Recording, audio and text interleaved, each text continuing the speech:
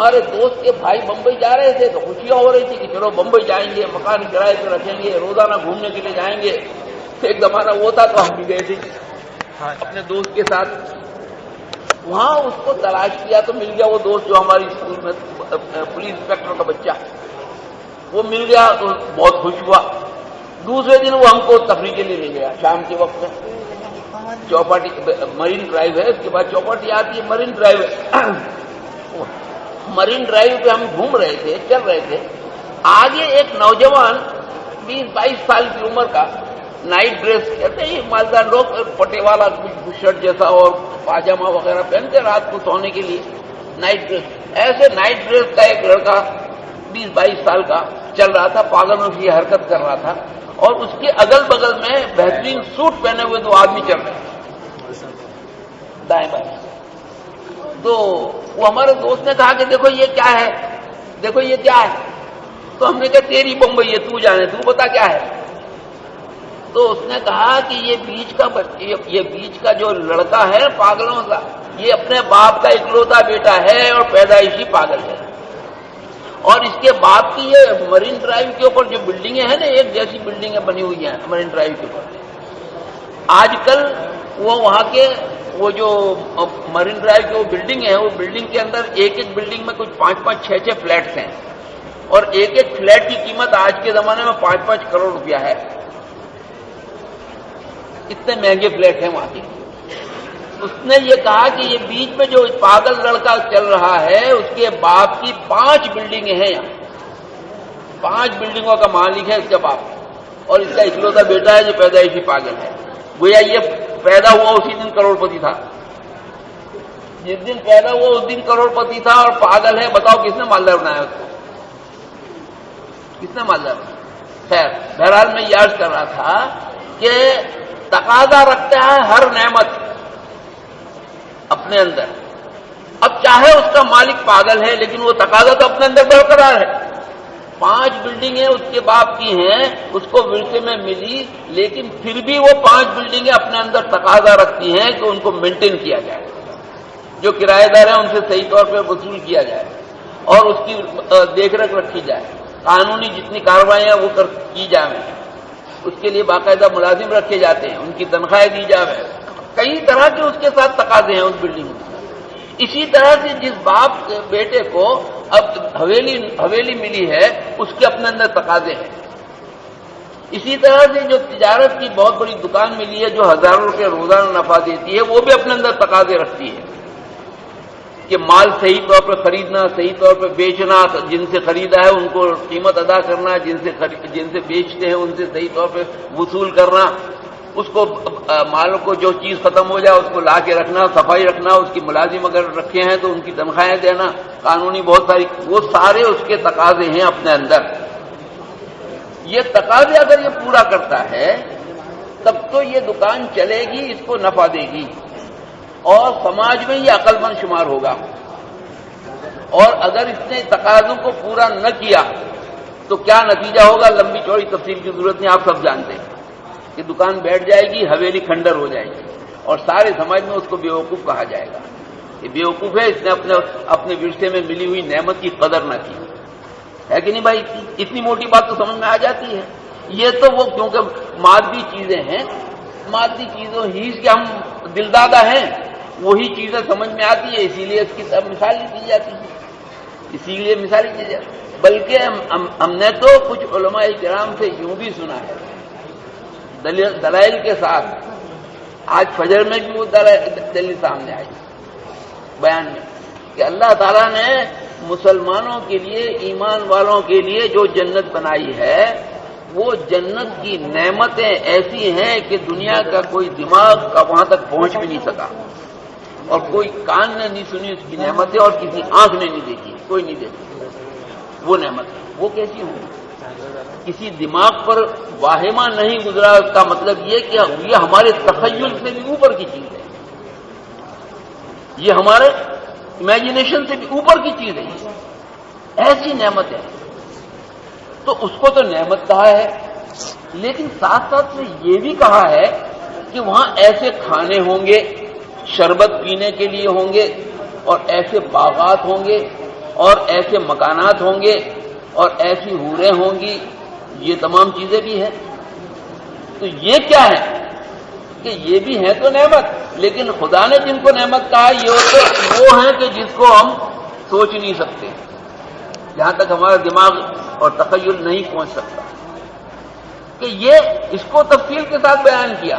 کیوں؟ اس وجہ سے کہ اسی کے اندر رکھے پچے رہے، مکانوں میں، جائیداد میں، باغات میں، ہیروں میں، جواہرات میں، سونے میں، چاندی میں، عورتوں میں، اسی کے اندر رکھے بیٹھے رہتے ہیں۔ یہ چیز ہماری سمجھ میں آتی ہے تو یہ سمجھایا گیا ہے۔ اگر صرف اتنا ہی کہہ دیا جاتا کہ جنت آپ کو ملے گی، وہ ایسی ملے گی جس کو آپ سوچ نہیں سکتے، تو آدمی کے اندر وہ پوری اندر کا شوق پیدا نہیں ہوتا۔ شوق پیدا کرنے کے لیے وہاں جو ہے یہ نعمتیں ہیں جو کم درجے کی ہیں، ان نعمتوں کو بھی بیان کیا، اس لیے کہ یہ ہماری سوچ کے اندر آتی ہے۔ مکان کو ہم جانتے ہیں، عورتوں کو جانتے ہیں، سونے چاندی کو ہم جانتے ہیں، تو اس کو بھی بیان کر دیا۔ جیسے ماں بچے کو اسکول بھیجتی ہے یا مدرسے بھیجتی ہے تو کیا کہتی ہے کہ دیکھو بیٹے تم جلدی تم مدرسے جاؤ، تم اسکول جاؤ، تم پڑھ لکھ لو گے نا تو تم کو ڈاکٹر بنائیں گے ہم، یا تم کو بڑے مفتی صاحب بنائیں گے۔ تو اس کی کیا سمجھ میں آئے گی بچے کی کہ مفتی کیا ہوتا ہے، ڈاکٹر کیا ہوتا ہے؟ اس کو تو چاکلیٹ سمجھ میں آتا ہے۔ تو اس لیے ماں کیا کہتی ہے، بیٹا تو اسکول ہو کے آ گیا تیرے کو چاکلیٹ دیں گے، بسکٹ دیں گے۔ بتاؤ مدرسے اسکول میں بھیجنا ہے چاکلیٹ کے لیے کیا؟ ماں کے ذہن میں اتنا ہی ہے کہ میرا بیٹا پڑھ لکھ لے گا تو اس کو چاکلیٹ ملے گا یا اس کو بسکٹ ملے گا؟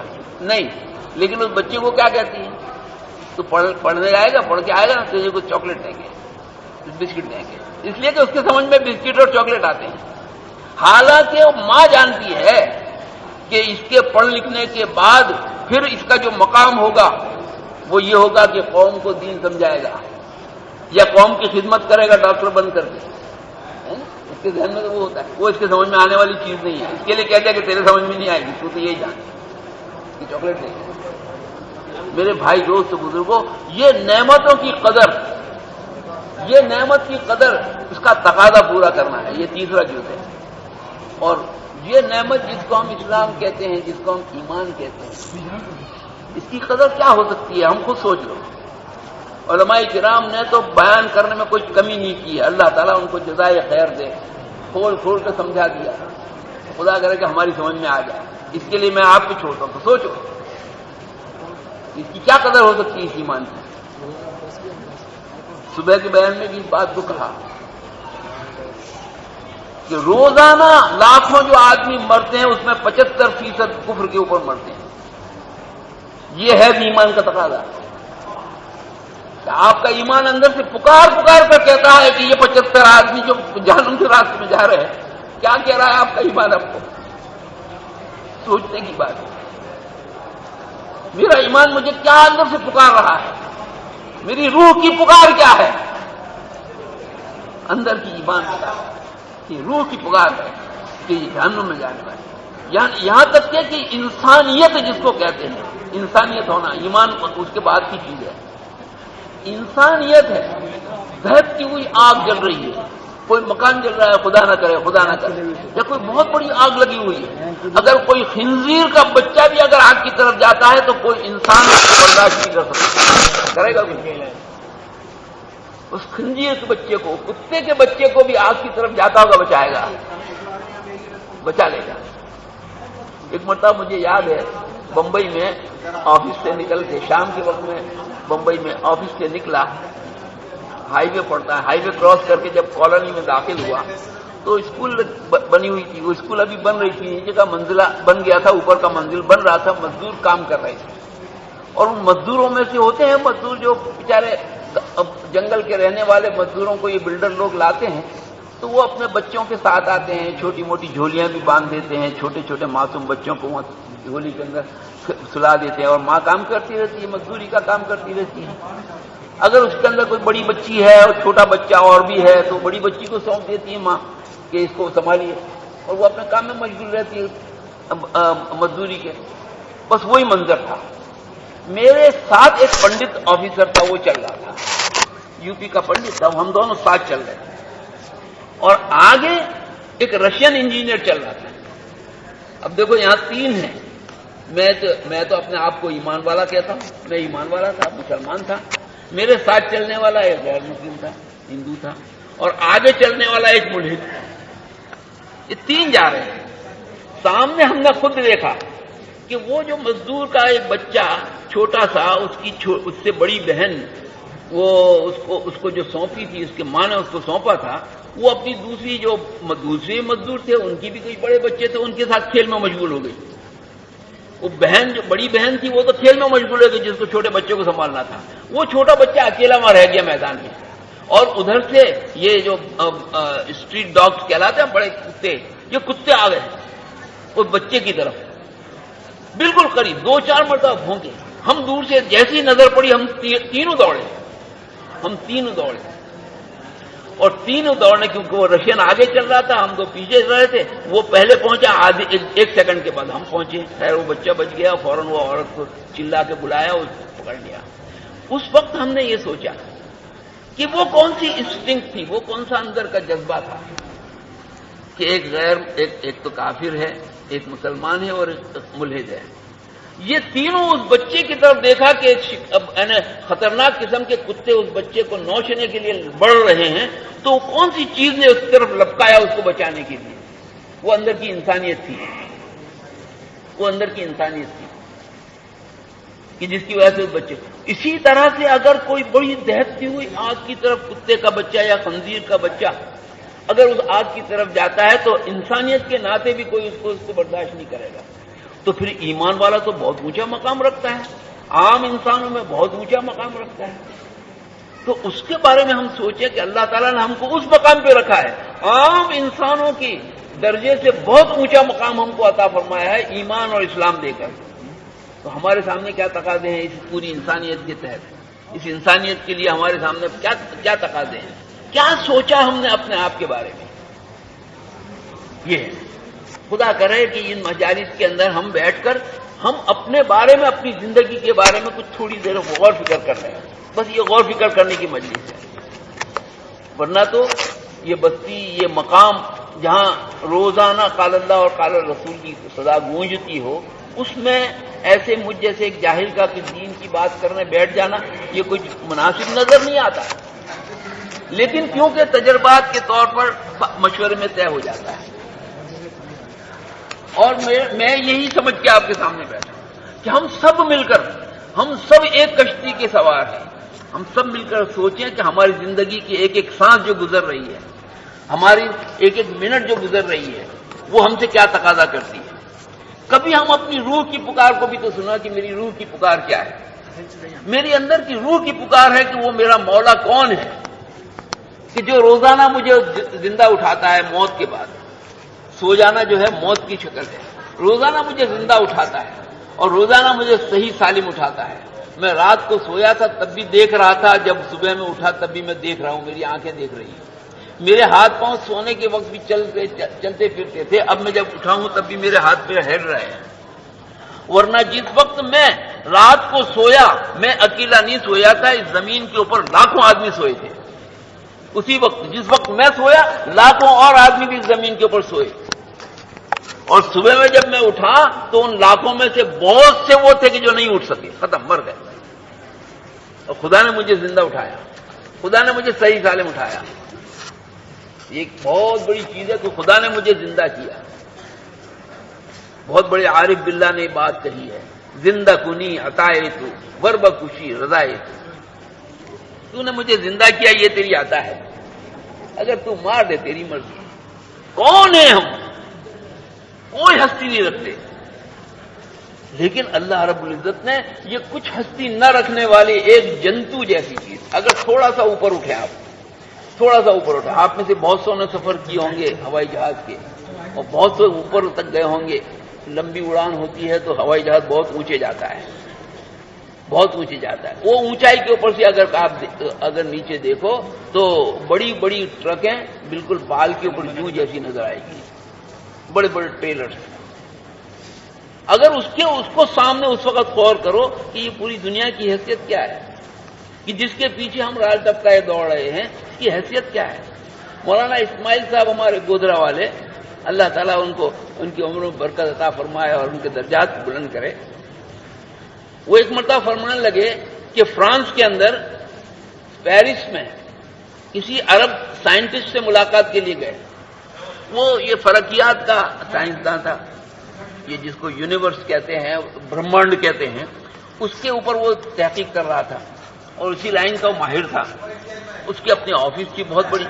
اس سے ملاقات کے لیے گئے. بات چیت کے درمیان میں اس کی جو کرسی تھی اس کے پیچھے بہت بڑی دیوار تھی، اس کے اوپر کچھ نقشے بنے ہوئے تھے. بات چیت کے درمیان میں اس سے پوچھا تو انہوں نے کہا یہ نقشے جو ہیں یہ میں نے فلکیات کے نقشے بنائے، یعنی یہ برہمانڈ کا نقشہ بنایا ہے کہ اتنے سورج ہیں اور یہ سورج کے اطراف میں اتنی چلنے والی زمینیں ہیں اور اس کے اطراف میں ہر زمین کے اطراف میں اتنے چاند چلتے ہیں اور یہ دوسرا سورج ہے اور یہ تیسرا ہے اور یہ وہ ہے وہ ہے. وہ ساری چیزیں جو اس نے جانتا تھا جتنا، حالانکہ آج تک اس کائنات کے بارے میں جتنی کچھ تحقیق ہوئی ہے وہ ابھی ایک بال کے برابر بھی نہیں ہے. ہاں، لیکن اس کے باوجود بھی جتنا جانتے ہیں کہتے ہیں. تو وہ اس نے کہا کہ یہ اس کی فلکیات بنائی ہے میں نے، یہ سورج ہے، اس کے اطراف میں اتنی زمینیں ہیں اور یہ ہے وہ ہے. تو اب یہ سورج کا نمبر آیا، اور بھی کئی سورج ہیں. ایک شاعر نے بھی کہا ہے تم اپنے ایک ستارے پہ یوں نہ اترا ہو، فضا میں بنتے بگڑتے آفتاب بہت ہیں. بنتے بگڑتے ہیں آفتاب بہت ہیں. روزانہ پتہ نہیں کتنے ستارے ٹوٹتے ہیں اور کتنے ستارے نئے بنتے ہیں، ہمیں پتہ بھی نہیں. روزانہ ہزاروں سال ہو چکے، پتہ نہیں کتنے ستارے نئے بنتے ہیں، اور ایک ایک ستارہ کتنا بڑا ہے اس کو ہم ابھی بھی نہیں جانتے. ابھی بھی نہیں جانتی. ساری دنیا کے سائنسداں مل کر بھی اس کا ایک شمع تک نہیں پہنچے. ایک ایک ستارہ اتنا بڑا ہے.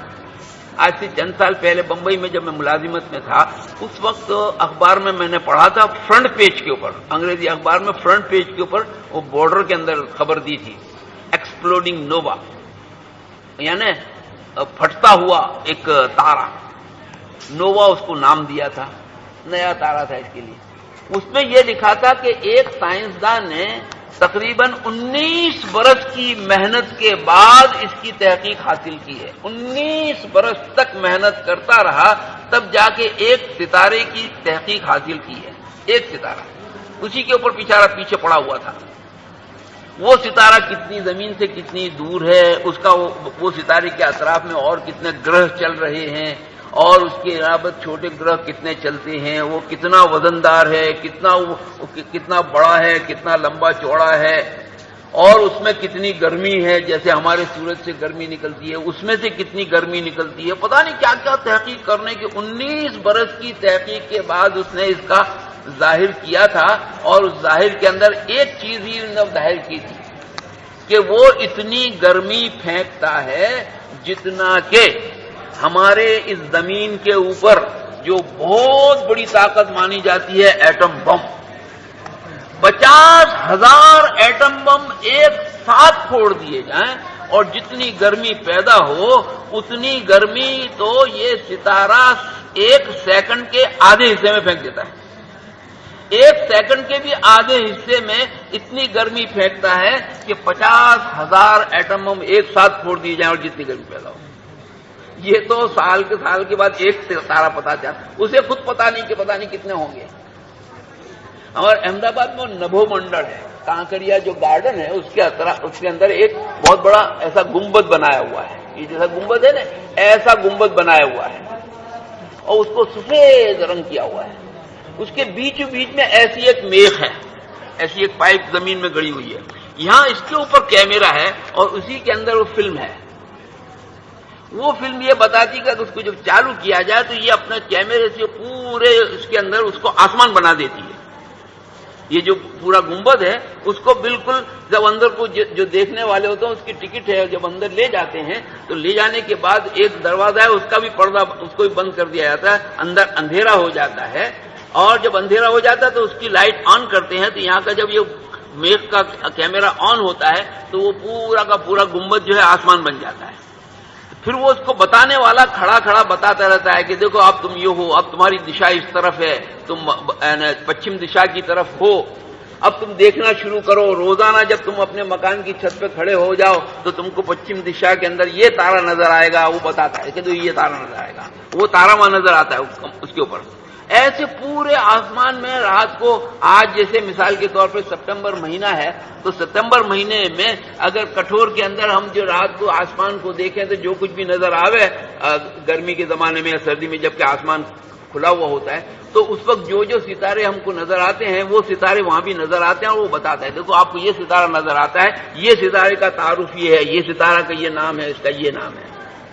وہ بتانے والوں میں ان کی ٹریننگ ہوتی ہے۔ وہ بتانے والوں میں ہمارے ایک دوست بھی تھے جو ہمارے محلے میں رہتے تھے، اور وہ روزانہ عشاء کی نماز کے بعد ہماری بیٹھک ہوتی تھی مسجد کے ٹیرس کے اوپر، تو وہ روزانہ وہاں تو سارا دن وہ بتاتے تھے اور روزانہ رات کو ہم کو بتاتے تھے آسمان میں کہ دیکھو وہ جو ہے نا وہ تارا یوں کر کے ایک مرتبہ انہوں نے بتایا ایک تارا کہ دیکھو یہ ہے نا وہ تارا، وہ جو چار نظر آتے ہیں اس کے ادھر، اس کو ادھر یوں کر کے اشارہ کر کر کے وہ تارا بتایا، اور کہ دیکھو ٹمٹماتا ہے جہاں اب دکھا کیا ہے یہ، کیا اس کا نام چترا رکھا ہے، اس کا نام بتایا چترا رکھا ہے، پھر بتایا کہ کتنے کروڑ سال تک چلو تب جا کے وہاں پہنچ سکتے ہیں، ایک دو نہیں کتنے کروڑ سال تک چلو تب جا کر وہاں پہنچ سکتے، اتنا دور ہے وہ ایک۔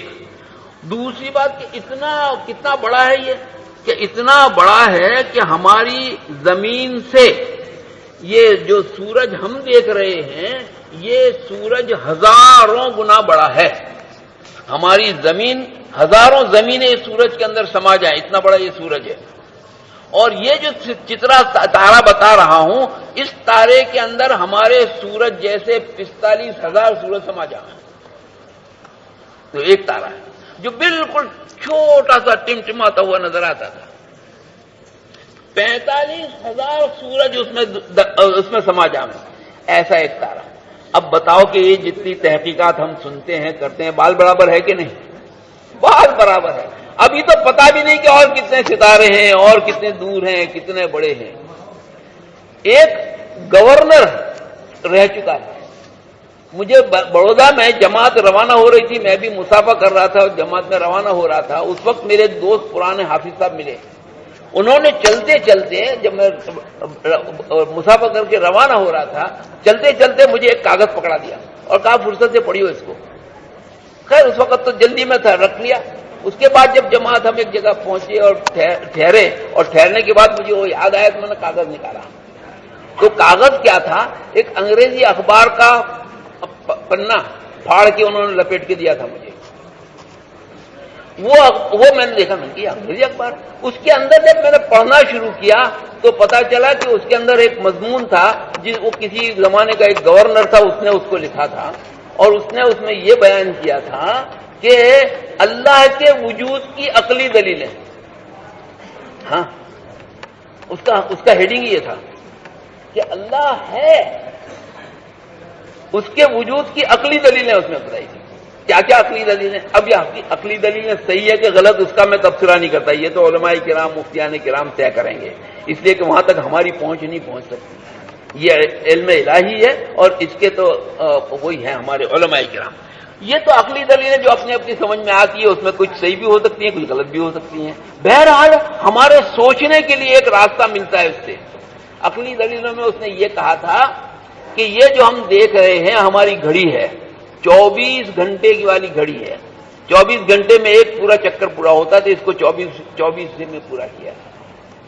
اس لحاظ سے اگر دیکھا جائے تو یہ ہماری زمین جو ہے اس کو اگر نیچے کیرلا سے ایک ہی سمت میں کوئی ہوائی جہاز اڑے، وہ اڑتا چلا جائے تو واپس لوٹ کر کے وہیں واپس آ جائے گا، اور واپس جب وہاں آئے گا تو اس نے 25,000 میل کا سفر کیا ہوگا، یعنی ایک آدمی کا جو زمین کا بیچ کا جو پیٹ ہے وہاں سے لے کر اس کو چکر لگایا جائے تو 25,000 مائل بنتے ہیں، اور یہ 25,000 مائل کا چکر جو ہے 24 گھنٹے میں پورا ہوتا ہے نا، 24 گھنٹے میں یہ پوری زمین ایک چکر لگا لیتی ہے۔ وہ یا کتنے ایک گھنٹے میں کتنے مائل چلی؟ 1,000 مائل تقریباً کی رفتار سے ہم ابھی اڑ رہے ہیں. ظاہر میں کیا ہے کہ ہم مسجد میں بیٹھے ہیں, زمین پہ بیٹھے ہیں, لیکن یہ پوری زمین 1000 مائل کی رفتار سے چل رہی ہے. اور یہ زمین, اس میں یہ دلیل تھی کہ یہ زمین ہزار سال سے اسی رفتار سے چل رہی ہے اور اسی رفتار سے دن اور رات ہوتے رہے. اگر یہ اپنی رفتار میں تھوڑی کمی آ جاوے اس میں, یعنی 1000 میل کی رفتار سے جو چل رہی ہے اس کی جگہ 900 مائل کی رفتار ہو جائے, 1 گھنٹے میں 900 مائل, یہ 100 میل کی کمی کی وجہ سے یہ ساری دنیا کا نظام درہم برہم ہو جائے, انسانوں کا جینا مشکل ہو جائے. ہاں, اس لیے کہ سارا نظام درہم بن ہے. اس موسموں کا, سورج کے نکلنے کا, ڈوبنے کا, سارا نظام برہم, موسموں کا, بارشوں کے گرنے کا, سب نظام درہم برہم ہو جائے اور یہ انسان اس پر جی نہیں سکتا. اسی طرح سے 100 میل کی رفتار بڑھ جاوے روزانہ کی, تب بھی یہ دنیا کے اندر کا سارا نظام درہم برہم ہو جائے. آگے اس نے یہ دلیل کی تھی کہ یہ سورج جو ہے, یہ سورج سے ہماری زمین اتنے کروڑ میل دور ہے, اور اتنے کروڑ میل دور ہونے کی وجہ سے سورج سے نکلی ہوئی گرمی کا ایسا ریگولیشن ہوا ہے کہ جس کی وجہ سے انسان اس کے اندر جی سکتا ہے. اگر اس سے تھوڑی اور دور ہو جاوے تو یہ پوری زمین جو ہے برف کا گولا بن جاوے, تھوڑی سی دور ہو جاوے تو زمین برف کا گولا بن جاوے اور انسان جی نہیں سکتا. یا تھوڑی اور قریب ہو جائے تو اس پر ایک نیلا پتا نظر نہیں آئے گا اور انسان جی نہیں سکتا. تو اس کی رفتار کم ہو جائے تو, یا اس کی دوری کم و زیادہ ہو جائے تو یہ زمین, اور کتنے سال ہوگا, اس کا لاکھوں سال ہوگا زمین اس طرح چل رہی ہے, اور یہ سارے انسان روزانہ پیدا بھی ہوتے ہیں, روزانہ مرتے بھی ہیں, بیمار بھی ہوتے ہیں, دوائیں بھی چلتی ہیں, تندرست بھی ہوتے ہیں, بیمار بھی پڑتے ہیں. یہ سارا نظام کارخانہ چل رہا ہے, اور کتنا معاملہ ہے, اتنا سا معاملہ. ایک مرتبہ ہم احمد آباد سے بھروچ آ رہے تھے, راستے میں وہ دیوالی کا یا ایسا کوئی تہوار کا زمانہ تھا, ٹرین کے اندر بھیڑ بھاڑ نہیں تھی, بہت کم پیسنجر تھے, تو جو بیٹھتے ہیں اس کے اندر فرصت سے بات چیت ہوتی ہے. تو ایک ایسا ہی کالج میں پڑھنے والا, وہ کیمسٹری پڑھتا تھا, اس نے بات چیت شروع کی اور دلیلیں کرنا شروع کر دی کہ تم مسلمان ہو, سمجھ میں نہیں آتا کہ تم جانوروں کی جان لے کر اپنی جان بچاتے ہو. یعنی جو گوشت کھاتے ہیں کہ لوگوں کی دوسروں کی جان لے کر اپنی جان بچاتے ہو, یعنی اپنی جان بچانے کے لیے اپنے دوسروں کی جان لیتے ہو, یہ کہاں تمہارا دھرم ہے. اس قسم کی انہوں نے باتیں کی. خیر اس کو ہم نے سمجھایا, اس کا موقع بھی نہیں ہے دلیل کرنے کا. تو اس نے یہ بات کہی, جب ہم نے اس کو سمجھایا کہ یہ اگر یہ مسلمان اور دنیا میں جو لوگ بھی گوشت کھانے والے ہیں وہ گوشت کھانا اگر بند کر دیں تو یہ دنیا کے انسان جو ہیں وہ نہیں بلکہ جانور ان کو کھانا شروع کریں. یہ جملہ میں نے اس سے کہا. میں نے کہا بھائی یہ جو انسان جانوروں کو کھاتے ہیں اسی وجہ سے سارے انسان جیتے ہیں, اور اگر جس دن سارے انسان گوشت کھانا بند کر دیں اور جانوروں کو ذبح کرنا بند کر دیں تو دوسرے دن سے یہ جانور انسانوں کو کھانا شروع کریں گے. تو ان کا یہ کیسے؟ تو اس کو ہم نے سمجھایا, اس کی سمجھ میں آوے اس طرح سے.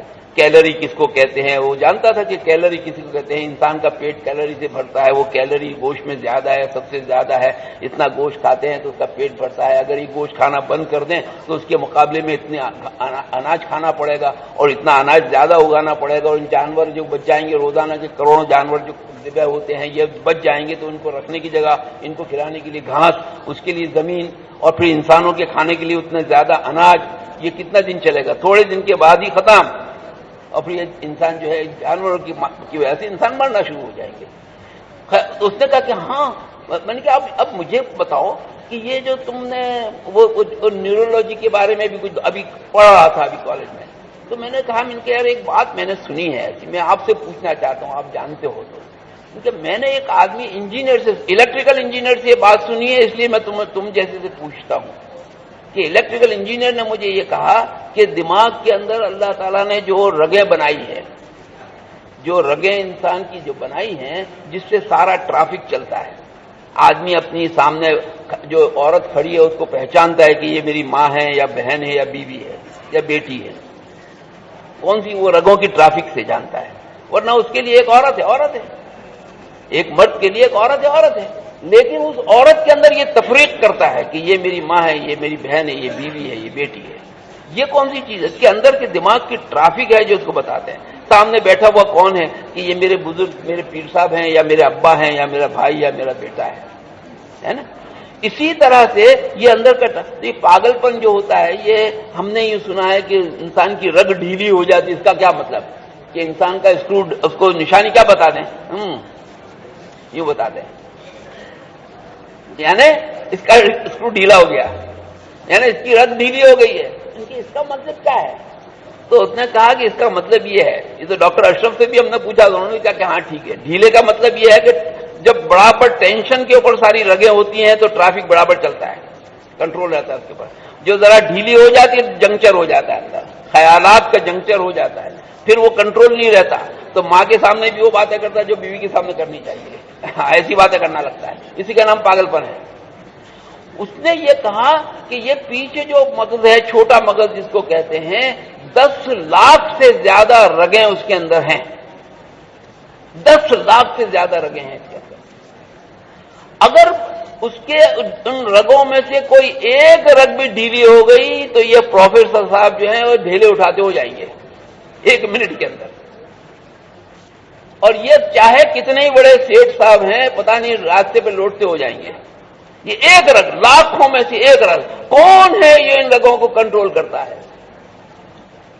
کون ہے جو ان رگوں کو کنٹرول کرتا ہے؟ وہ ایک اللہ کی ذات ہے جو کنٹرول کرتی ہے۔ میرے بھائی، دوست، بزرگوں، اس نے یہ جو باتیں عرض کر دی، اب سوچو کہ اس نے ہم کو ایک مقام عطا فرمایا ہے ایمان والے کا۔ کتنا بڑا مقام ہے یہ ایمان والے کے مقام کے بارے میں، جیسا کہ علماء کرام سے آپ نے اور ہم نے سنا کہ اس کے اعمال پہ ساری کائنات کی حرکت ہے، اس کے اعمال پر ساری کائنات کی حرکت ہے۔ مولانا یوسف صاحب رحمۃ اللہ علیہ کے مقالے میں ملتا ہے، یوں فرمایا کہ اللہ تعالیٰ نے حالات کو انسانوں کے اعمال کے ساتھ جوڑا ہے، جیسے انسانوں کے اعمال ویسے حالات آئیں گے۔ ایک روایت میں ہم نے یوں سنا کہ یہ جو زمین پر سے انسانوں کے جو اعمال آسمانوں کی طرف جاتے ہیں، وہ اعمال ہی حالات کی شکل بدل کے آ جاتے ہیں۔ اگر اچھے اعمال جاتے ہیں تو اچھے حالات آتے ہیں، برے اعمال جاتے ہیں برے حالات آتے ہیں۔ ان اعمال کے اندر بھی، انسانوں کے اعمال میں بھی اللہ تعالیٰ کے وہاں مسلمان اور ایمان والوں کے اعمال ہی پر فیصلہ ہوتا ہے، مسلمانوں کے اور ایمان والوں کے اعمال پر ہی فیصلہ ہوتا ہے کہ یہ فیصلہ دنیا کے اوپر اچھے حالات کی ضرورت ہے یا برے حالات کی ضرورت ہے۔ خدا نے اتنا بڑا مقام عطا فرمایا کہ آنکھ کے دیکھنے میں طاقت، زبان کے بولنے میں طاقت، انگلی کے اشارے میں طاقت، اسی طرح سے دل کے دھڑکنے میں طاقت، سانس کے نکلنے اور آنے میں طاقت، اسی طرح سے اس کے رونے میں طاقت، اس کے ہنسنے میں طاقت، اس کے غصہ ہونے میں طاقت، اس کے خوش ہو جانے میں طاقت، ہر چیز میں طاقت اللہ تعالیٰ نے رکھ دی ہے۔ یہ سارے اعمال ہیں، یہ بھی عمل ہے، ہنسنا یہ بھی ایک عمل ہے، رونا یہ بھی ایک عمل ہے، خوش ہو جانا یہ بھی عمل ہے، رنجیدہ اور غمگین ہو جانا یہ بھی ایک عمل ہے، مالدار ہو جانا یہ بھی ایک عمل ہے، غریب ہو جانا یہ بھی ایک عمل ہے۔ یہ سارے اعمال کا دار و مدار اگر اللہ کی رضا اور حضور کا طریقہ ہے تو پھر یہ سارے اعمال کے اندر سے وہ چیزیں، وہ حالات نکلیں گے کہ جو ساری انسانیت کے لیے بہتر ہوں گے، چاہے ظاہر میں اس کی شکل کوئی اور نظر آتی ہو۔ چنانچہ حضرت ابراہیم علیہ السلام کو نمرود نے جو آگ میں ڈالا ہے تو ظاہر میں کتنی خطرناک شکل ہے، ظاہر میں کتنی خطرناک شکل ہے کہ ایک زندہ انسان کو آگ میں ڈالا جا رہا ہے، اور اس آگ کی کیفیت تو علماء کرام سے اور بہت تفصیل سنائی کہ کیسی زبردست دہکتی ہوئی آگ تھی وہ۔ اس آگ کے اندر زندہ انسان کو ڈالا ہے، لیکن خدا نے اسی عمل کو، ابراہیم علیہ السلام کی اس آگ میں ڈالے جانے کو ایسا ہدایت کا ذریعہ بنایا کہ قیامت تک قرآن جو ہے اس کا اعلان کرتا رہے گا، اس سے لوگ ہدایت پاتے رہیں گے۔ آج تک پتہ نہیں کتنے انسانوں نے اسی واقعے سے ہدایت پائی ہوگی، ہم نہیں جانتے، کتنا خطرناک عمل ہے، لیکن اللہ تعالیٰ نے اس کو ہدایت کا ذریعہ بنا دیا۔ یوسف علیہ السلام کا جیل میں جانا، کنویں میں ڈالا جانا، جیل میں جانا، تہمت لگنا، یہ ساری کی ساری چیزیں جو ہیں وہ ہدایت کا ذریعہ بنی ہیں، حالانکہ نبی کو تکلیف پہنچائی گئی ہے۔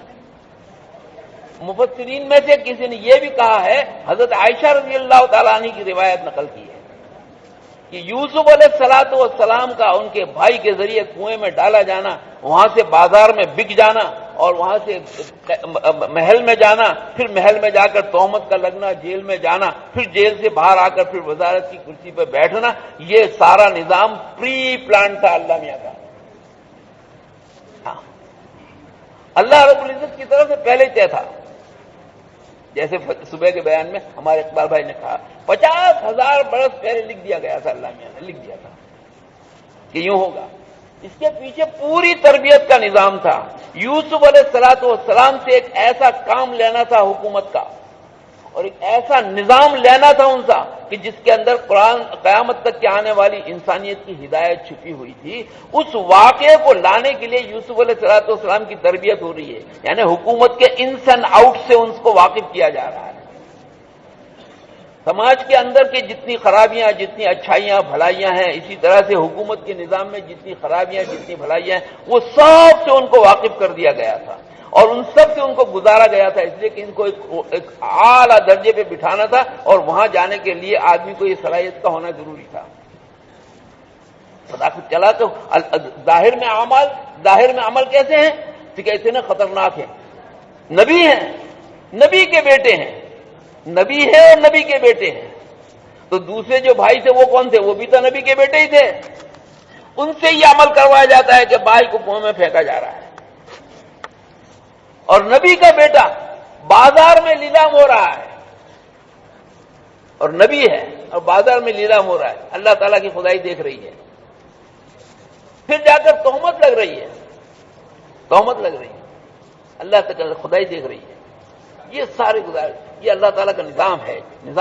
تو میرے بھائی دوست بزرگوں، میں یہ عرض کر رہا تھا کہ وہ اللہ جو اتنا قادر مطلق ہے کہ ساری دنیا کے تمام انسان، تمام مالدار، تمام حکام، تمام کے تمام ٹیکنالوجسٹ جتنے بھی ہو سکتے ہیں، سائنسداں وغیرہ، سب مل کر کے اپنی ساری طاقت لگا دیں تو اللہ رب العزت کی قدرت کے مقابلے میں بال کی نوک کے برابر بھی نہیں ہے، اس کا کوئی حیثیت نہیں۔ وہ اس اللہ نے ہم کو ایک مقام عطا فرمایا، اور یہ کہا گیا کہ تم داعی ہو، تم کو دعوت کے لیے پیدا کیا گیا ہے۔ حدیث پاک کے مفہوم میں علماء کرام سے ہم نے سنا ہے کہ اللہ رب العزت نے، اللہ تعالی نے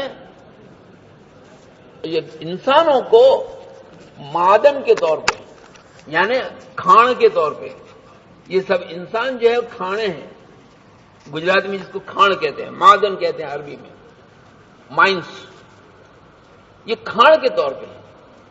پھر یوں کہا کہ ان کے اوپر محنت کرنے کے لیے تم کو نکالا گیا ہے، انسانوں کے لیے اخرجت للناس کہا گیا ہے کہ تمہیں انسانوں کے لیے نکالا گیا ہے، اور انسانوں کو کہا کہ یہ کھانوں کا مانند ہے۔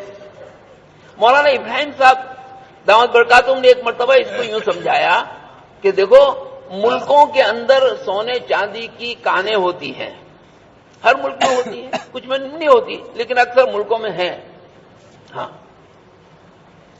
سونے چاندی جہاں سے نکلتا ہے، تو وہ سونے چاندی جو نکلتا ہے وہ کیونکہ حکومت کے سارے اقتصادی نظام کا وہ پورا دار و مدار اس کے اوپر ہوتا ہے،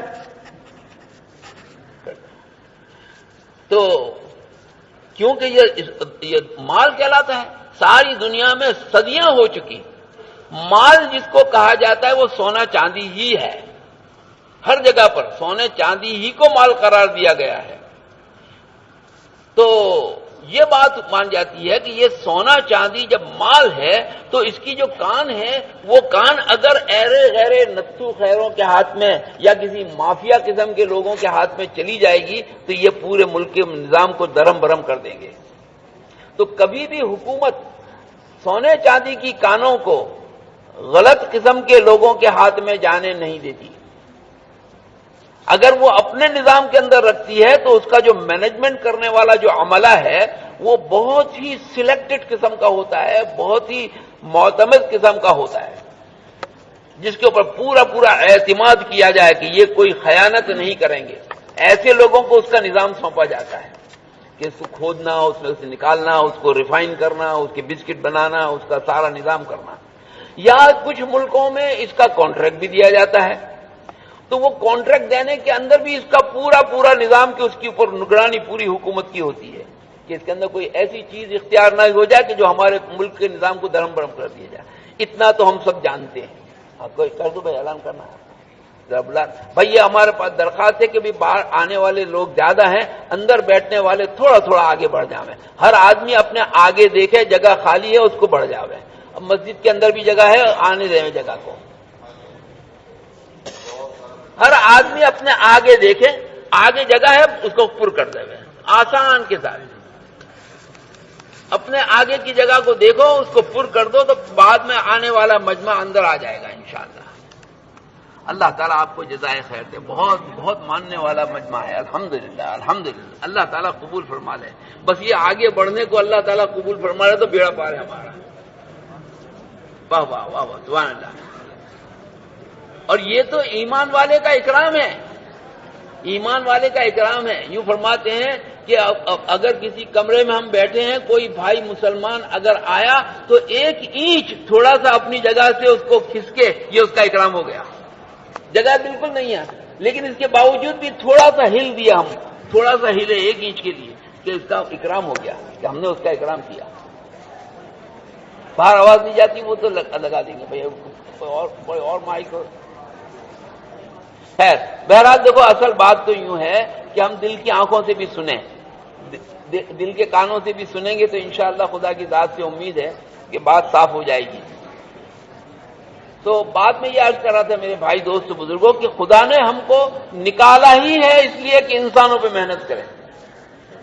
یعنی وہ چیز جس کو حضور پاک صلی اللہ علیہ وسلم لے کر آئے اور جس چیز کے اوپر صحابہ کرام کو ڈالا، اسی چیز کے لیے حضرت مولانا الیاس رحمۃ اللہ علیہ نے یہ بات سب کے سامنے ظاہر کی کہ میں یہ چاہتا ہوں کہ آج کا مسلمان اس درجے پہ آ جاوے، اس نہج پہ آ جاوے، اس سطح پہ آ جاوے کہ جس سطح پر حضور صلی اللہ علیہ وسلم نے صحابہ کرام کو چھوڑا تھا.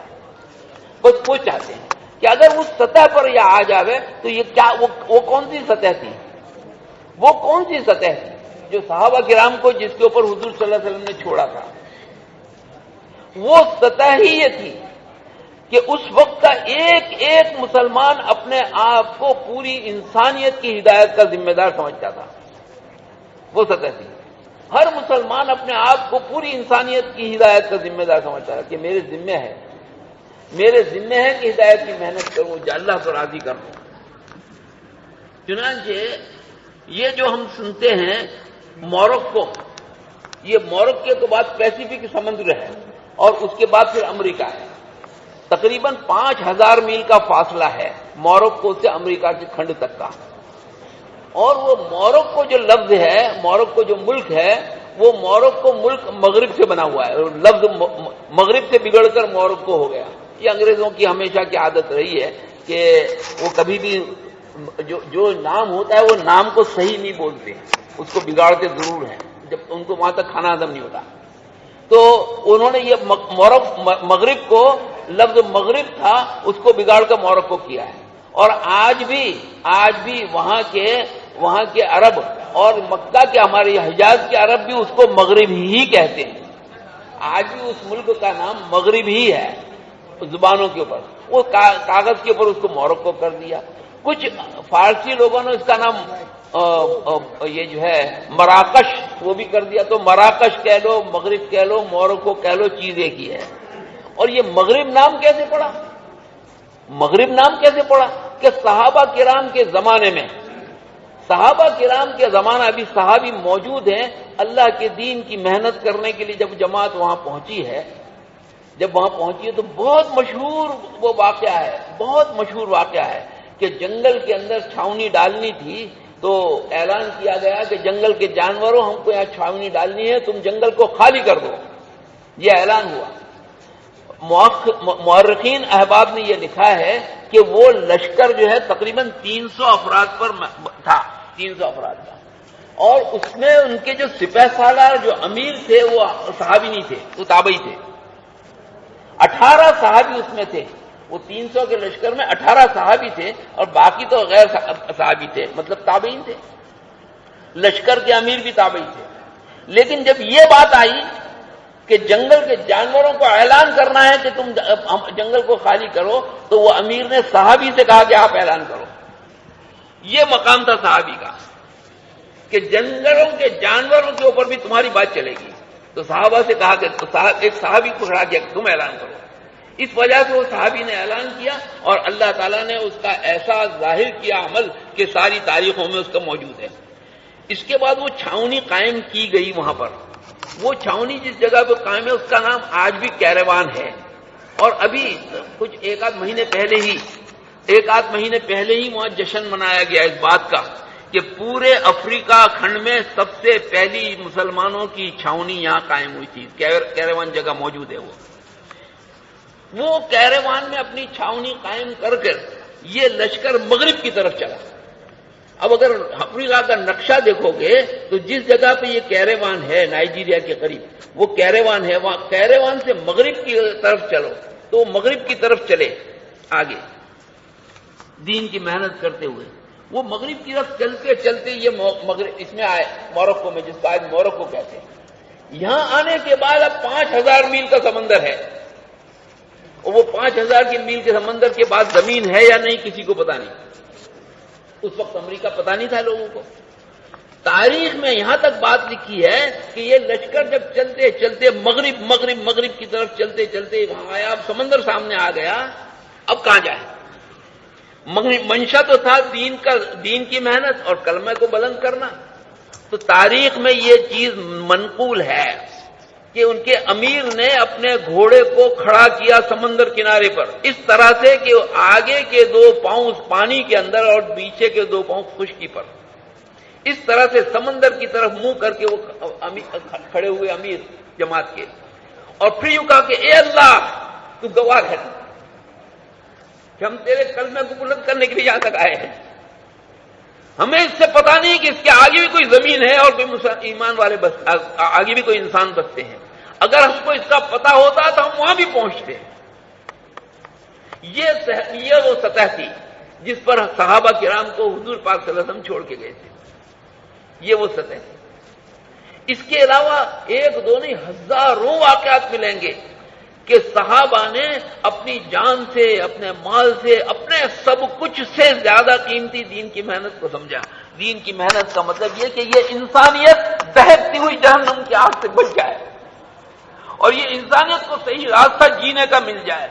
یہ تھی اندر کی کڑن، یہ تھی اندر کا ایک جذبہ، یہ تھا جس کے لیے وہ سب کچھ قربان کرنے کو تیار تھے، جس کی بنا پر ان کے دل کے دھڑکنے پر فیصلے ہوا کرتے تھے اللہ تعالیٰ کی طرف سے، جن کے ایک آنسو کے ٹپکنے پر قوموں کی فیصلے ہو جایا کرتے تھے، جن کے ایک قدم چلنے کے اوپر بڑی بڑی چیزیں حرکت میں آ جایا کرتی تھی، اور جن کے کبھی رو لینے پر کبھی ہنس لینے کے اوپر اللہ رب العزت کی طرف سے غیبی مددیں ہوتی تھیں۔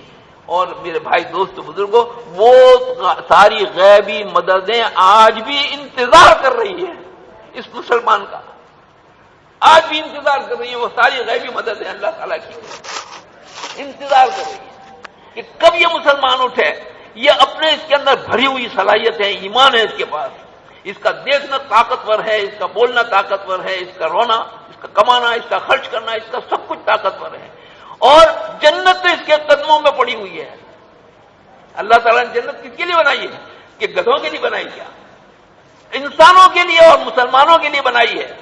کافر تو اس کی ہوا بھی نہیں دیکھ پائے گا، مسلمانوں کے لیے، ہمارے لیے اور آپ کے لیے بنائی ہے، وہ انتظار کر رہی ہے، سجائی جا رہی ہے، ہر سال سجائی جا رہی ہے مسلمانوں کے لیے، اس قدموں پڑی ہوئی ہے۔ میرے بھائی دوست بزرگوں، جو فکر حضور صلی اللہ علیہ وسلم جوڑ کے گئے تھے وہ فکر رسول ہے۔ مولانا ابراہیم صاحب نے ایک مرتبہ فرمایا کہ یہ جو مقامی محنت ہے یہ تو نبوی محنت ہے، کہ روزانہ اپنا کچھ وقت فارغ کر کے ایک ایک مسلمان کے پاس جانا اور اس کے سامنے اللہ کی بڑائی بیان کرنا، اللہ سے ہونے کو کہنا، اور اللہ کے علاوہ کی کسی چیز سے کچھ نہ ہونے کو اس کے سامنے رہنا، اس کے کان کے اندر یہ بات روزانہ پڑھنی چاہیے ہر مسلمان کے. لیکن پھر بھی یہ نبوی محنت ہے، اور اللہ تعالیٰ نے ہم کو چنا ہے ختم رسل والی محنت کے لیے. ختم رسل والی محنت، اور ختم رسل والی محنت میں امت کو حرکت میں دیا ہے، امت کو حرکت دی گئی ہے، امت کو ہمیں چلایا گیا ہے، خوب نکلو. یہ ختم رسول والی محنت ہے. وجہ کیا ہے؟ اس لیے کہ حضور پاک ایک مرتبہ ایک بہت بڑے ایڈیٹر ہمارے وہاں آئے تھے کوئی اردو رسالے کے، انہوں نے ایک بات کہی تھی کہ اگر اگلی امتیں حضور پاک صلی اللہ علیہ وسلم سے پہلے جو امتیں تھیں، بھائی وہ بھی مسلمان تھے، اپنے زمانے کے نبی کے اوپر ایمان لائے تھے، مسلمان تھے، اگر وہ ہاتھ پر ہاتھ دھرے بیٹھے رہتے یا بیٹھے رہے تھے تو ان کو زیبا تھا اس بات کا کہ نبیوں کا سلسلہ ختم نہیں تھا. اور اللہ تعالیٰ کو ہدایت منظور ہوگی تو اللہ کو بھیجے گا کسی نبی کو، اور اس کے ذریعے محنت کروا کر انسانوں کو صحیح راستہ دکھائے گا. ہمیں کیا، ان کو تو زیبا تھا. لیکن حضور پاک صلی اللہ علیہ وسلم کا امتی میں اور آپ، ہمارا تو کلمہ ہے، یہ جو ہم کو ایمان مفصل بچپن سے پڑھایا جاتا ہے، آمنت باللہ وملائکتہ وکتبہ ورسلہ، ہے نا، والیوم الآخر والقدر خیرہ وشرہ من اللہ تعالی والبعث بعد الموت. یہ 7 لائن کا یقین بتایا گیا، اس کا نام ایمان ہے.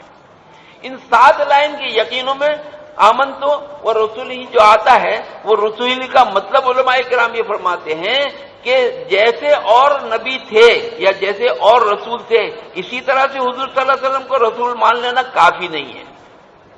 حضور پاک صلی اللہ علیہ وسلم کو آخر الزمانہ بھی ماننا یہ ایمان کا جز ہے. ورنہ رسول تو پہلے بھی تھے، حضرت عیسیٰ علیہ السلام بھی رسول تھے، حضرت موسیٰ علیہ السلام بھی رسول تھے. وہ رسول ہی کہا گیا ہے کا مطلب یہ ہے کہ حضور پاک صلی اللہ علیہ وسلم کو آخر الزمانہ بھی ماننا. تو یہ ہمارے ایمان کا جز ہے. اور اس کے بعد ہاتھ پر ہاتھ دھرے رہنے کا کیا مطلب ہے؟ مسلمان کا اپنے اپنے اعمال پر مطمئن ہو جانا کیا مطلب رکھتا ہے؟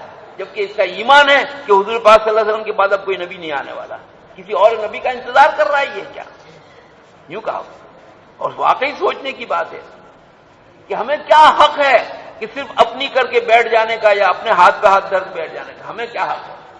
ہم جس بات کے اوپر فخر کرتے ہیں اور ہم جس بات پر خوش ہوتے ہیں کہ ہم مسلمان ہیں، ظاہر بات ہے کہ اس کی تقاضے یہ ہیں کہ ہماری جان اور مال ہماری نہیں رہی. اب ہماری جان اور مال اور ہماری تمام صلاحیتیں، ہمارا تمام سوچ اور فکر، یہ سب کا سب اللہ کی ملک ہے، اور وہ امانت کے طور پر ہمیں دیا گیا ہے، اور اس کا خرچ اسی طرح سے ہونا چاہیے جیسا کہ اللہ اور اس کے رسول چاہتے ہیں. میرے بھائی دوست بزرگوں، یہ تقاضا ہے اس نعمت کا، ایمان اور اسلام کی نعمت کا تقاضا ہے کہ میری زندگی 100% اللہ کے احکامات اور حضور کے طریقے پر آ جائے.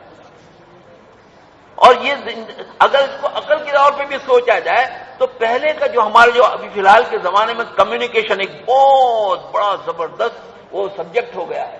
ساری دنیا کی ہر کالج چاہتی ہے کہ ہم بھی اس کو سکھائیں، ہے نا. کمیونیکیشن اتنا فاسٹ ہو چکا ہے، اتنا فاسٹ ہو چکا ہے کہ ہم جس کا تصور نہیں کر سکتے. اتنا فاسٹ ہو گیا کمیونیکیشن کہ ایک خبر یا ایک چیز دنیا کے ایک کونے میں اٹھتی ہے، سیکنڈ کے اندر وہ دنیا کی چاروں طرف پھیل جاتی ہے. کسی زمانے میں یہ کمیونیکیشن اتنا سلو تھا کہ پاس کے علاقے کے اندر کوئی خبر پہنچتے پہنچتے سال لگ جاتے تھے. پاس کے علاقے میں وہ خبر پہنچتے تو گویا نبی کے چلے جانے کے بعد اگر کہیں خرابی پیدا بھی ہوتی، فساد پیدا ہوتا یقین کا، اعمال کا، تو وہ فساد کے پھیلنے میں بھی کافی دیر لگتی تھی، کافی وقت لگتا تھا اس فساد کو پھیلنے میں، اس لیے کہ کمیونیکیشن نہیں تھا. اس کے لیے جب بگاڑ اور حد سے بڑھ جاتا تو اللہ تعالیٰ دوسرے نبی کو بھیج دیتے. وہ نبی آ کر ایمان کی محنت کرتا تو جس کی وجہ سے وہ جو فساد کا پھیلاؤ ہوتا تھا اس کا فورٹیفیکیشن ہے نا، اس کو محصور کر لیا جاتا تھا، اس کو قید کر لیا جاتا تھا. وہ فساد آگے پھیلنے نہیں پاتا تھا، اس لیے کہ نبی آ گئے، نبی نے محنت ایمان کی شروع کر دی، فساد کا پھیلنا بند ہوا، اب دھیمے دھیمے وہ فساد ختم ہوا، پھر سے بھلائی آ گئی۔ پھر جب نبی کے چلے جانے کے بعد پھر فساد پھیلتا تو کمیونیکیشن کیونکہ نہیں تھا، اس وجہ سے فساد کے پھیلنے میں دیر ہوتی تھی، اور اتنے میں کوئی دوسرے نبی کو اللہ تعالیٰ علاقے میں بھیج دیتے، کسی خاندان میں بھیج دیتے، جہاں ضرورت ہوتی بھیج دیتے، وہ محنت کر کے اس کا فورٹیفیکیشن کر لیتے، وہ ختم ہو جاتا۔ یہ ایک نظام تھا اللہ تعالیٰ کا۔ اللہ تعالیٰ کو پتا تھا کہ ایک وقت آنے والا ہے اس انسانوں کے اندر، اس زمین کے اوپر، کہ فساد اتنی تیز رفتاری کے ساتھ پھیلے گا کہ ایک فحش ایک دنیا کے ایک کونے کے اندر پیدا ہوگا تو دوسری سیکنڈ میں وہ دنیا کے دوسرے کونے میں پہنچ جائے گا۔ بتاؤ کتنے نبی کی ضرورت پڑے گی؟ کتنے نبی کی ضرورت پڑے گی؟ ہے نا؟ فرمایا کہ اس وجہ سے انسانیت کا جو ارتقا تھا اس کو بھی مکمل کر دیا، اور اس کے لیے جو شریعت تھی اس کو بھی مکمل کر دی، اور مکمل کر کے اس سے اللہ تعالیٰ نے اپنی رضا کا پروانہ بھی دے دیا کہ ہم تمہارے لیے بہترین زندگی کا ہم نے طریقہ دے دیا۔ اب یہ انسان ہم نے دے دیا، اس کو مکمل شریعت دے دی، اس کو تکمیل پر پہنچا دیا، اور اتنا ہی نہیں، ان انسانوں کو دنیا کے چپے چپے میں پہنچا بھی دیا۔ دنیا کے چپے چپے میں ان انسانوں کو پہنچا بھی دیا۔ کائے کے لیے؟ پیسہ کمانے کے لیے، ڈالر کمانے کے لیے نہ، ان کو دین پھیلانے کے لیے بھیجا ہے۔ یہ اور بات ہے، ہماری غلط فہمی ہے کہ اگر اللہ تعالیٰ نے ہم کو انگلینڈ پہنچایا تو ہم سمجھتے ہیں ڈالر کمانے کے لیے آئے ہیں، ہم کو امریکہ پہنچایا تو ہم سمجھتے ہیں کہ ڈالر کمانے کے لیے آئے ہیں۔ حالانکہ اللہ تعالیٰ نے ہم کو وہاں پہنچایا ہے ایمان پھیلانے کے لیے، ایمان کا نمونہ پیش کرنے کے لیے، کہ صحیح انسان کس کو کہتے ہیں اس کا نمونہ پیش کرنے کے لیے بھیجا گیا ہے۔ مسلمان کو اس لیے نہیں کہا گیا کہ تم دنیا کے دھندوں کو چھوڑ دو اور آ جاؤ مسجد کے اندر، تو پھر ان شعبوں کے اندر وہ واکس آف لائف ہے، وہ الگ الگ مختلف کے جو شعبے ہیں اس کے اندر دین کیسے پہنچے گا اگر تمام شعبوں سے مسلمان نکل کے مسجد میں آ جائیں گے؟ کہ نہیں، ہر شعبے کے اندر ایمان کو اور اسلام کو پہنچانے کے لیے ضرورت اس بات کی ہے کہ صحیح انسان، وکیلوں کے زمرے میں، وکیلوں کے جتھے کے اندر اگر صحیح وکیل نہیں ہوگا تو وکیلوں میں کیسے دین پھیلے گا؟ انجینئرز کے اندر اگر صحیح انجینئر نہیں ہے، خدا کی رضا والی زندگی گزارنے والا، تو انجینئروں میں دین کیسے پہنچے گا کہ صحیح انجینئر کس کو کہتے ہیں؟ فرمایا کہ ہر شعبے کے اندر مسلمان کو اللہ تعالیٰ نے پہنچایا ہے۔ برما میں ہمارے عبداللہ بھائی برما والے تھے، انتقال کر گئے مرحوم، اللہ تعالیٰ غریق رحمت کرے۔ وہ یہاں آخری وقت ان کا یہاں گزرا، ہر اجتماع میں پہنچتے تھے۔ وہ فرماتے تھے کہ ہم جب برما میں تھے تو برما کے بڑے بڑے بیپاری رمضان مبارک میں یا کسی اور موقعوں کے اوپر ہندوستان سے بڑے بڑے علماء کرام کو بلاتے تھے اور ان سے وعظ کرواتے تھے، اور وعظ بڑے اہتمام کے ساتھ سنتے تھے۔ اتنا ہی نہیں، اس زمانے میں اتنے بڑے بڑے ٹیپ ریکارڈر ہوتے تھے، وہ بیسیوں کی تعداد میں ٹیپ ریکارڈر لے کر ان کی باتوں کو ٹیپ کرتے تھے اس زمانے میں۔ میں کہ ایک مرتبہ حضرت علی میاں ندوی صاحب رحمۃ اللہ علیہ کو ہی بلایا گیا تھا، انہوں نے وہاں بیان کر رہے تھے۔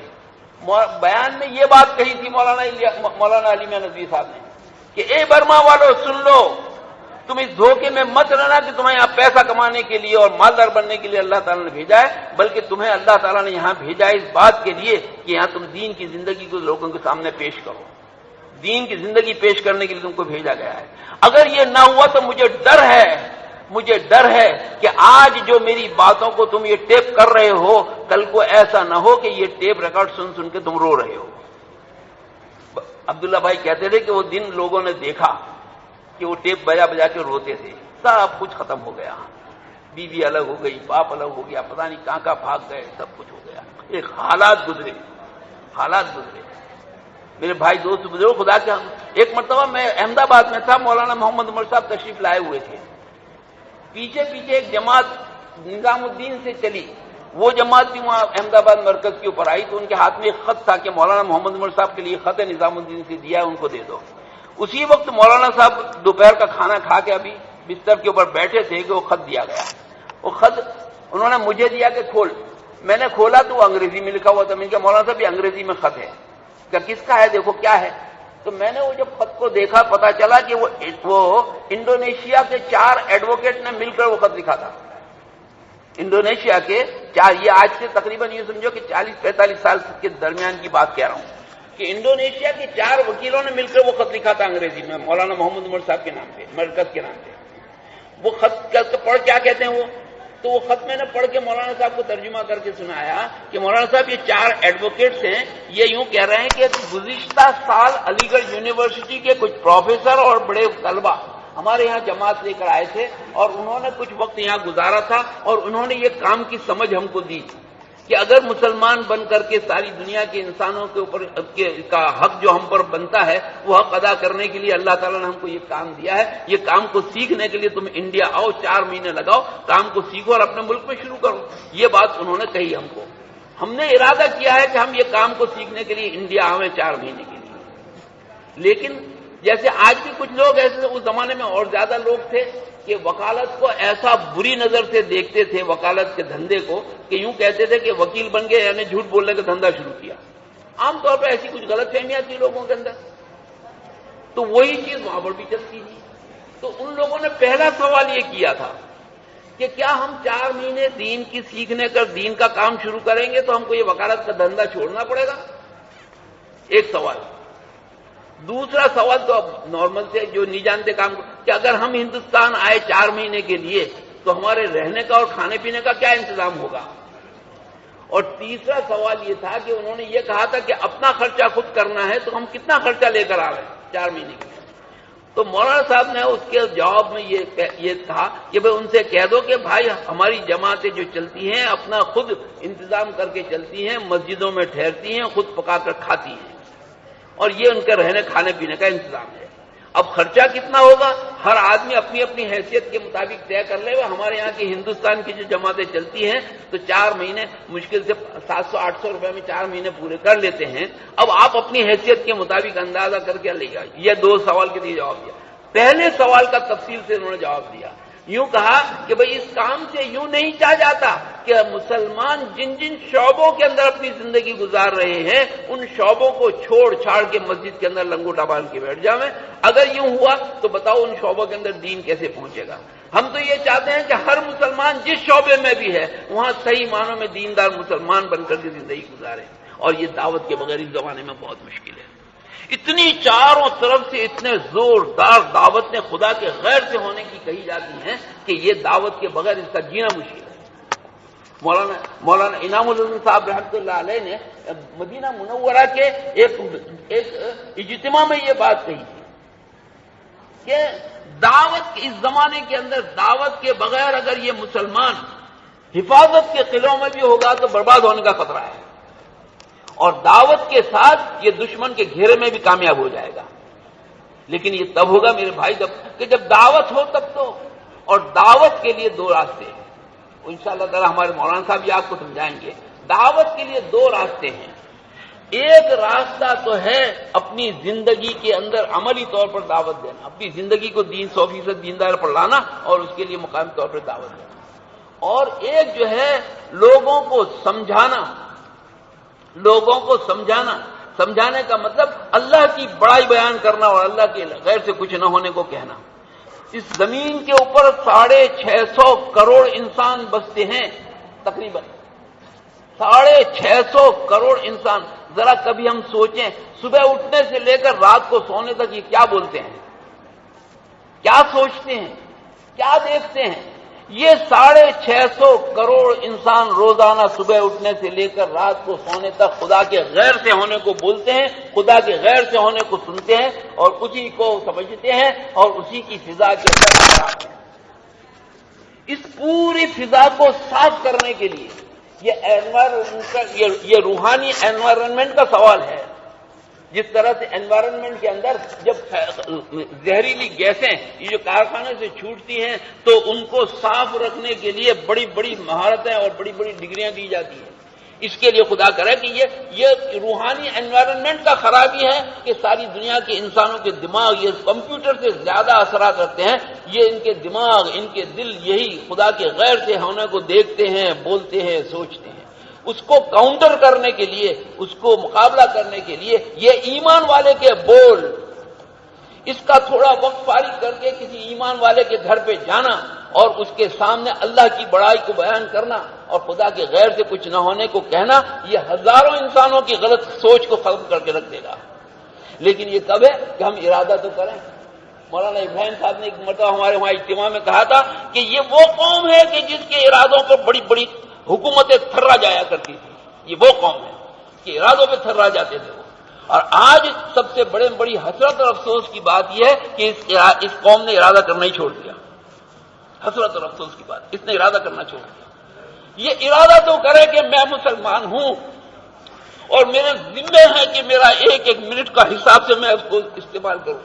میں سارا دن میں 24 گھنٹوں کے اندر کتنا میں یہ جو ہے امت کے لیے تڑپتا ہوں، کتنا اپنے مولا سے تعلق جوڑتا ہوں، کتنا اپنے مولا کے سامنے اپنے آپ کو بے بس کرتا ہوں، کتنا کر لیتا ہوں. کبھی سوچے تو اس کے لیے 2.5 گھنٹہ 3 گھنٹہ فارغ کرنا کچھ مشکل نہیں ہے.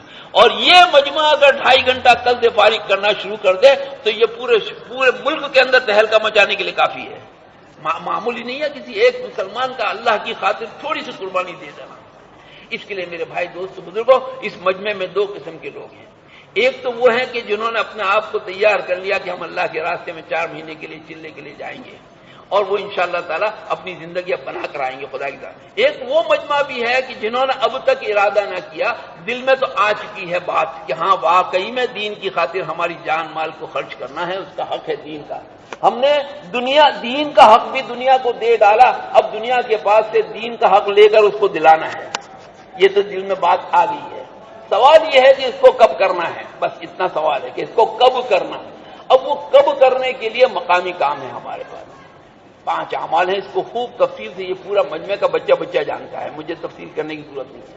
میں تو یہ کہتا ہوں، ابھی ہمارے وہاں سے ایک جماعت گئی تھی، چند سال پہلے کی بات ہے، واپس آئی تو مرکز کے اوپر 1 دن کے لیے ٹھہری. مولانا ابراہیم صاحب ملے، انہوں نے کہا کہ کیا کرو گے گھر جا کر، کیا گھر جائیں گے، گھر جائے کیا کرو گے؟ تو امیر صاحب نے سکھایا ہوتا ہے تو سب ساتھیوں نے کہا گھر جا کے 5 اعمال کریں گے. تو مولانا صاحب نے کہا کہ بھئی میں نہیں جانتا 5 کرو گے کہ 15 کرو گے، میں تو یہ جانتا ہوں کہ یہاں سے ارادہ کر کے جاؤ کہ ہم دیندار مسلمان بن کر کے زندگی گزاریں گے. اس مقصد کو حاصل کرنے کے لیے 5 اعمال ہے. بات سمجھ میں آ رہی کچھ؟ تو بھائی اس کے لیے ارادہ کریں. ارادہ خدا کے وہاں بہت قیمتی، مسلمان کی نیت جو ہے اس کے عمل سے زیادہ قیمتی بتاتے ہیں علماء کرام، اس کے عمل سے بھی زیادہ قیمتی ہے.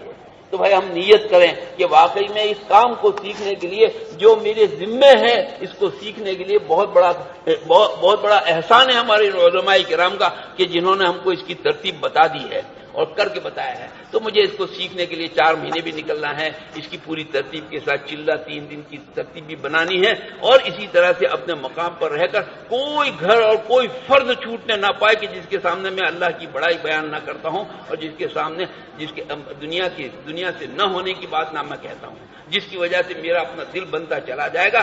جس جگہ پہ میں جاؤں گا میرے اندر کا دھڑکتا ہوا دل ایمان کے ساتھ جو لبریز ہوگا، اس کے اثرات اس کا پورا ایریا ہوگا جس کو متاثر کرے گا. اللہ تعالیٰ کہنے سننے سے زیادہ عمل کی توفیق عطا فرمائے. آ جاؤ بھائی، آ جاؤ. طاہر بھی جو ہیں جماعت میں جانے والے آگے آ جاؤ بھائی. یہ لوگ جماعت میں جانے والوں کو جگہ دے دو. آ جاؤ، اگر یہ جماعت میں جانے والے ہیں تو بیٹھے ہیں. آ جاؤ بھائی، آگے آ جاؤ. آ جاؤ بھائی. باہر بھی جو جماعت میں جانے والے حضرات ہوں وہ بھی اندر آ جائیں، ان کو جگہ دے دیں بھائی. کی جگہ بھی پور کر دیں. آگے بڑھ جاؤ.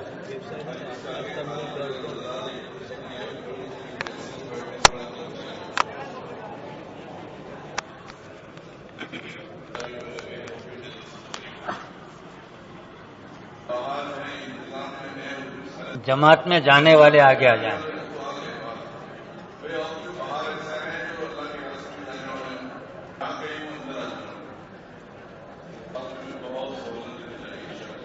الحمد للہ وکفا وسلام علی عبادہ الذین اصطفی. اما بعد، اعوذ باللہ من الشیطان الرجیم. بسم اللہ الرحمن الرحیم. وَلَقَدْ يَسَّرْنَا الْقُرْآنَ لِلذِّكْرِ فَهَلْ مِن مُدَّكِرٍ. میرے بھائی اور دوستو، اللہ پاک ہمارے خالق ہیں، مالک ہیں. ہم پر، آپ پر، اپنی مخلوق پر بے انتہا مہربان ہیں. اس کی مہربانیوں کا کیا کہنا. قارون نے حضرت موسیٰ علیہ السلام پر زنا کی تہمت لگائی. اولو العزم نبیوں میں ہیں، जलील उल कद्र नबियों में है। ऐसे नबी जो अल्लाह से बातें करते थे, उन पर जिना की तोहमत। हजरत मूसा अलैहिस्सलाम अल्लाह के दरबार में गिर गए, सजदे में गिर गए और अपने ऊपर लगाई जाने वाली तोहमत के सिलसिले में अल्लाह से मदद मांगी, तो अल्लाह ने उसको कबूल किया और कहा हम जमीन तुम्हारे हवाले करते हैं, तुम जमीन को जो हुक्म दोगे वो करेगी। तो ये खड़े हुए और जमीन को कहा फिर कारून को निकल जा, तो तखनों तक वो गया। वो अब देख लिया, आज आप आजिजी कर रहा है, मूसा अलैहिस्सलाम से माफी मांग रहा है, लेकिन उन पर तो तोहमत लगी थी जीना की। कहा और धंसा, घुटनों तक धंसा, गले तक धंसा, यहां तक के पूरा धंस गया, पूरा धंस गया।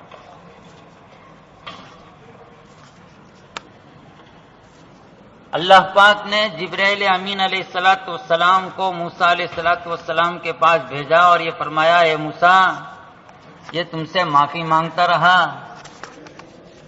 आजिजी तुम्हारे सामने करता रहा, तुमने इसको माफ नहीं किया। अगर ये एक मर्तबा भी हमें पुकार लेता तो हम इसको बचा लेते। अल्लाह हम पर आप पर इतने मेहरबान हैं। जब कारून पर इतनी मेहरबानी का अल्लाह पाक कह रहे हैं, तो हम पर आप पर कितने मेहरबान होंगे इस हालत में कि हम आप उसको मानते हैं।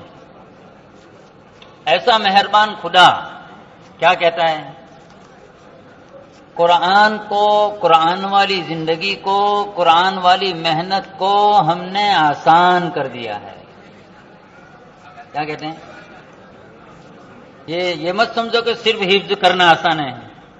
वलकद यस्सरनल कुरान लिज़िक्रि फहल मिन मुद्दकिर। जैसे हिफ्ज करना आसान है, कुरान बहुत आसान, जैसे इसका हिफ्ज करना आसान है, ऐसे इस कुरान पर अमल करना भी आसान है। और जैसे इस कुरान पर अमल करना आसान है, ये उम्मत दाई है, इस कुरान की दावत भी आसान है। लेकिन अल्लाह ने शर्त लगाई है कोई फहल मिन मुद्दकिर, कोई याद करने वाला है, कोई दिल पर लेता है इसको कि मुझे इस कुरान पर अमल करना है, मुझे इस कुरान की इंसानियत को दावत देना है। तो जो अपने दिल पर लेता है, जो नीयत करता है, जो अपने आप को इसके लिए तैयार करता है, तो मेरे भाइयों और दोस्तों, अल्लाह तबारक व तआला इसका हिफ्ज भी आसान कर देते हैं, इसका अमल भी आसान कर देते हैं और इसकी दावत भी आसान कर देते हैं। अब मेरे भाइयों और दोस्तों, चूंकि हम लोग तो नफा देखकर ही काम करने के आदी हैं, मुलाजमत करेंगे तो बगैर नफे के तो मुलाजमत करते नहीं, तिजारत करते हैं तो बगैर नफे के तिजारत नहीं, खेती बाड़ी पर मेहनत करते हैं तो काम, इस काम को करेंगे अल्लाह पाक की तरफ से बड़े बड़े इनामात मिलेंगे। हमारी अपनी जिंदगी दीन वाली बनेगी और अल्लाह हमारे और आपकी कुर्बानियों की बरकत से दूसरों को भी दीनदार बनाएंगे। हमारा आपका ताल्लुक अल्लाह के साथ पैदा होगा, अल्लाह के साथ कायम होगा। इस मेहनत के जरिए से जितनी जिंदगी में तब्दीली आएगी, जितने अमाल आएंगे, उन अमाल की बरकत से हम अल्लाह के करीब होंगे, हम अल्लाह के करीब होंगे। और अल्लाह पाक इस मेहनत की बरकत से अफराद उम्मत को भी अपने करीब करेंगे। हमारी जिंदगी में भी दीन आएगा, अफराद उम्मत में भी दीन आएगा। और मकसूद इस मेहनत से अपने आप को दीनदार बनाना है, अपने माहौल को दीनदार बनाना है, अपने समाज में दीन को जिंदा करना है। ये बड़ी अजीब मेहनत है। अल्लाह पाक ने इस मेहनत में इंसानों की हिदायत छुपाई है, इंसानों की भलाई छुपाई है, इंसानों की खैर छुपाई है। अल्लाह पाक इस पर अपने बंदों को बड़े बड़े इनामात देने वाले हैं। बहुत बड़ा काम है जो अल्लाह ने हमें आपको दिया है, नबियों वाला काम। कौन सा काम भाई? जो अंबियाए किराम अलैहिमुस्सलातु व तस्लीमात किया करते थे, अल्लाह ने अपने करम से ये काम हमें आपको दिया है। اس میں قوموں کی، ملکوں کی ہدایت چھپی ہوئی ہے. بس ضرورت ہے کہ ہم کرنے والے بنیں. اللہ کے رسول علیہ الصلوۃ والسلام نے فرمایا ہے الدال علی الخیر کفاعلہ، بھلائی کی طرف رہبری کرنے والا ایسا ہے جیسے بھلائی کا کرنے والا. جیسے ہمارے شیخ صاحب نے کہا الناس معادن، اللہ کے رسول علیہ الصلوۃ والسلام کی حدیث ہے الناس معادن کمعادن الذهب والفضہ، او کما قال رسول اللہ صلی اللہ علیہ وسلم، لوگ کانے ہیں سونے اور چاندی کی کانوں کی طرح. ہم اگر لوگوں کو اپنی محنت کا میدان بنائیں گے تو لوگوں میں صلاحیتیں ہیں. صلاحیتیں کیا ہے بھائی؟ لوگوں میں صلاحیتیں ہیں. ان کی ساری صلاحیتیں ٹھکانے لگ جائے گی. ہر ایک کے پاس کچھ نہ کچھ صلاحیت ہے، لیکن میرے بھائی اور دوستو، اس صلاحیت کے استعمال کا رخ صحیح نہ ہونے کی وجہ سے وہ ساری صلاحیتیں دین کو ضائع کرنے میں، دین کو بدنام کرنے میں استعمال ہو رہی ہے. محنت کے ذریعے جب اس کو دین پر کھڑا کر دیں گے تو وہ ساری صلاحیتیں دین کی آبادی میں لگ جائے گی. اور جس کی صلاحیت دین پر لگ گئی وہ جتنا دین کا کام کرے گا اس کا اجر کسے ملے گا؟ ہمیں، آپ کو ملے گا. اس کا ثواب کس کو ملے گا بھائی؟ ہمیں. ابھی 4 مہینے پہلے پانپور میں گجرات کا ماہانہ مشورہ تھا. تھوڑی دیر کچھ ترغیب کی بات کی مولانا عبد الرحمان صاحب نے، اس میں ایک واقعہ سنایا کہ ایک بڑے میاں 40 دن کے لیے جماعت میں گئے، چلے کے لیے جماعت میں گئے. اب آدمی ماحول میں جاتا ہے تو ماحول کا اثر لیتا ہے.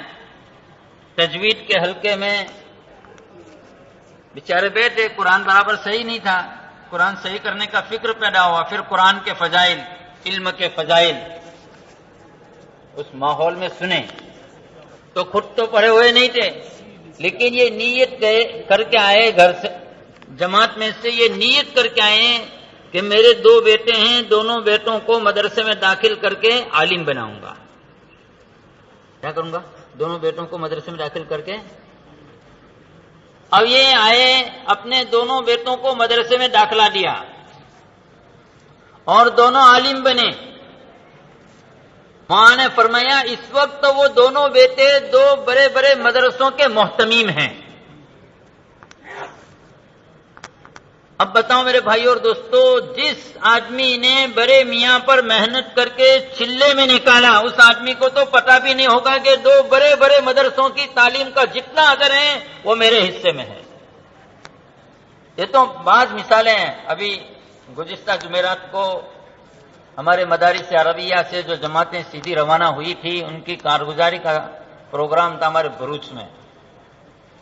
تو کارگزاریاں ہو رہی تھی. مولانا نے ایک بات بیان فرمائی کہ ہمارا یہ کام جو ہے ہر جگہ ہوگا، ریلوے اسٹیشنوں پر بھی ہوگا، بس اسٹیشنوں پر بھی ہوگا، ریلوے میں بھی ہوگا، فلائٹ میں بھی ہوگا، گاڑیوں میں بھی ہوگا.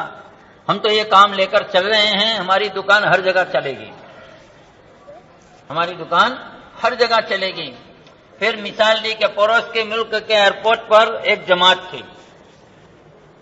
ایک آدمی ان سے اس ایئرپورٹ پر جماعت والوں کو ملاقات ہوئی، ایئرپورٹ پر جماعت والوں کی ملاقات ہوئی. وہ کسی اور ملک میں جا رہا تھا، یہ جماعت کسی اور جگہ جا رہی تھی. اس کے ساتھ بات چیت ہوئی تو وہ بھی اس جماعت کے ساتھ تیار ہو گیا، اپنا پورا پروگرام کینسل کر کے اس جماعت کے ساتھ تیار ہو گیا. اس نے 4 مہینے لگائے اور کہا اس وقت تو وہ اپنے پورے ملک کا ذمہ دار ہے. اب اس مقام پر پہنچنے کی اس کے اندر خوبیاں، صلاحیتیں تھیں، لیکن اس کام میں لگنے سے پہلے نہ معلوم کہاں کہاں اس کی صلاحیتیں استعمال ہو رہی تھی.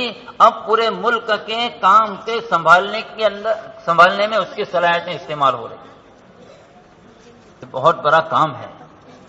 اللہ ہم اس لیے فرمایا فضائل کا علم ہے نا، فضائل کا علم، یہ فضائل کی جو تعلیم ہے نا، یہ اس لیے کہ فضیلتیں سامنے ہوگی، نفع سامنے ہوں گے، فائدے سامنے ہوں گے تو عمل کرنے میں جی لگے گا، عمل کرنے میں مزہ آئے گا۔ اس تاجر کو اپنی تجارت میں کوئی مزہ نہیں آتا ہے جس میں اسے کوئی نفع نظر نہ آتا ہو، بلکہ یہ سوچے جائے گا مولوی صاحب کہیں مزہ نہیں تھی دھنڈو بدل وٹ، کیا سوچے گا؟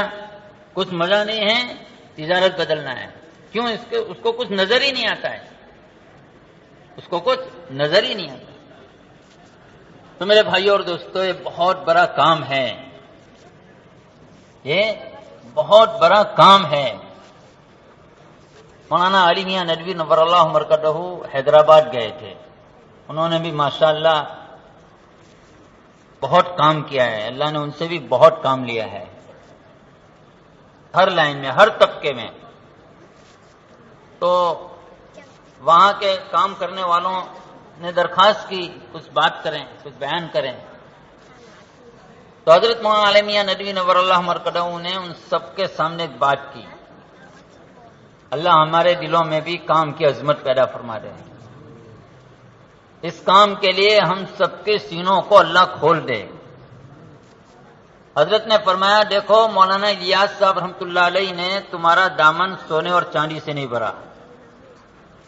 حضرت نے مولانا علی میاں ندوی نور اللہ مرکزہ نے فرمایا دیکھو مولانا الیاس صاحب رحمۃ اللہ علیہ نے تمہارا دامن سونے اور چاندی سے نہیں بھرا، بلکہ کیا کیا ہے؟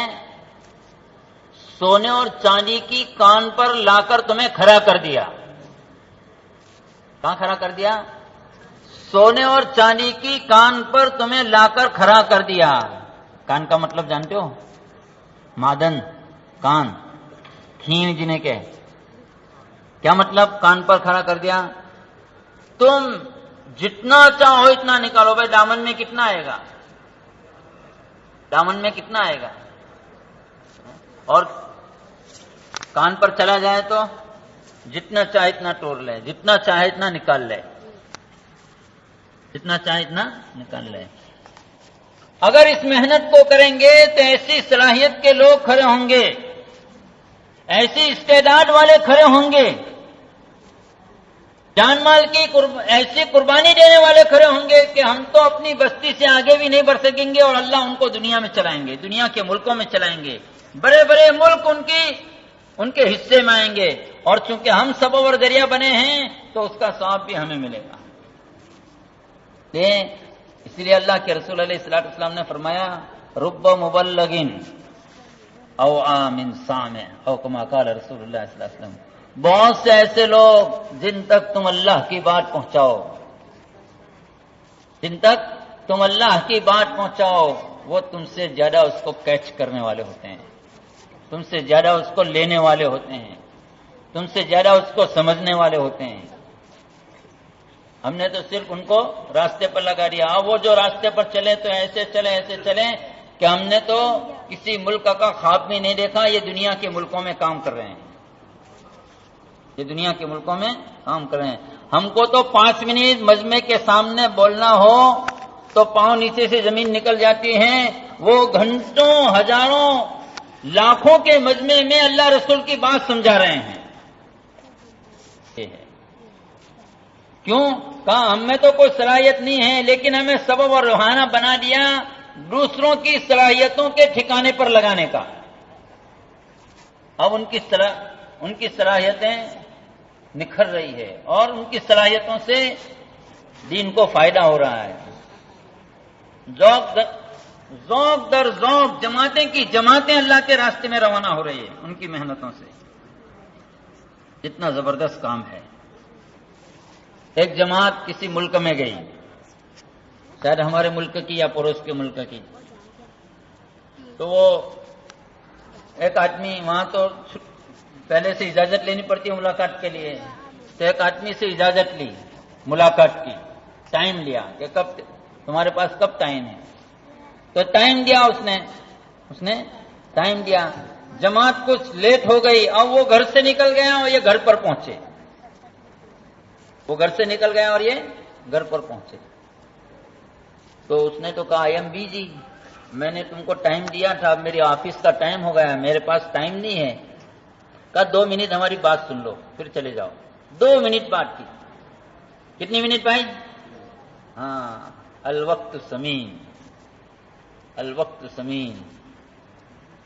وہ تو آدمی کے دل سے جب بات نکلتی ہے تو چاہے سیکنڈ کی ہو چاہے گھنٹے کی ہو، وہ تو اثر کیے بغیر نہیں چھوڑتی ہے. 2 منٹ ساتھی نے بات کی اور پھر یوں کہا کہ ابھی آپ ملازمت پر جا رہے ہیں، دیکھو پھلا مسجد میں ہماری جماعت ہے، وہاں مغرب کے بعد بیان ہوگا، وہاں جانا. تو وہ تو ہمارے سے ہوتے نہیں ہیں بیرون والے، تو وعدے کے پکے. انہوں نے کہا اچھا ٹھیک ہے میں مغرب میں وہاں پہنچ جاؤں گا. وہ آدمی مغرب میں وہاں پہنچا، وہ آدمی وہاں مغرب میں پہنچا. اب ماحول میں آیا، کبھی باتیں سنی نہیں تھی، دین کیا ہے، دین کی محنت کیا ہے، کلمہ کیا ہے، کلمے کی حقیقت کیا ہے. وہ بیان میں پوری بات دین کی سامنے آئی اور پھر تشکیل ہوئی تو 3 دن نقد تیار ہوا. کیسا بھائی؟ 3 دن نقد.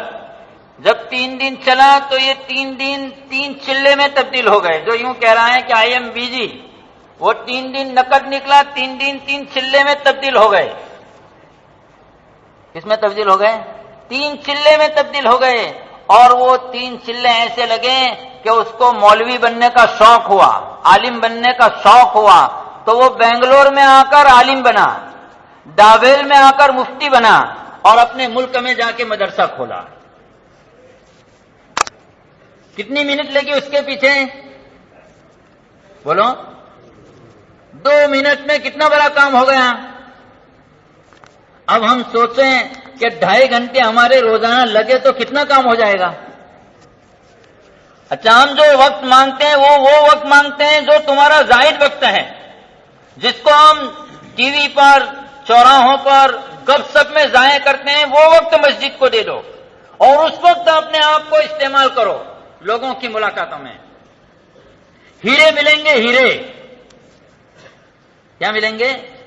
عمر فاروق جیسی صلاحیت کے لوگ ملیں گے، عثمان غنی جیسی صلاحیت کے لوگ ملیں گے، علی مرتضیٰ جیسی صلاحیت کے لوگ ملیں گے، معاذ ابن جبل، سعد ابن وقاص اور جو بڑے بڑے صحابہ ہیں، ایسی صلاحیت کے لوگ ملیں گے. ان کی زندگیاں، ان کی صلاحیتیں ٹھکانے لگ جائے گی اور ہمارا کچھ نقصان نہیں ہوگا، اور ہمارا کچھ نقصان. اس لیے میرے بھائی اور دوستو، نیت کرو یہ کام کرنا ہے. صرف اجتماع میں بیان سن لینے سے کام نہیں ہوگا، سمجھے؟ یہ کام جو مقامی بتایا گیا اس کا اہتمام کرنا ہے. جو بیرونی نقل و حرکت بتائی جاتی ہے اس کا اہتمام کرنا ہے. دیکھو طبیعت پر بوجھ پڑے گا، سمجھے؟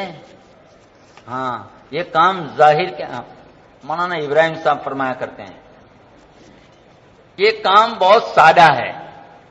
کیسا ہے؟ بہت سادہ ہے. اس کام میں کوئی شو نہیں ہے، شور نہیں ہے.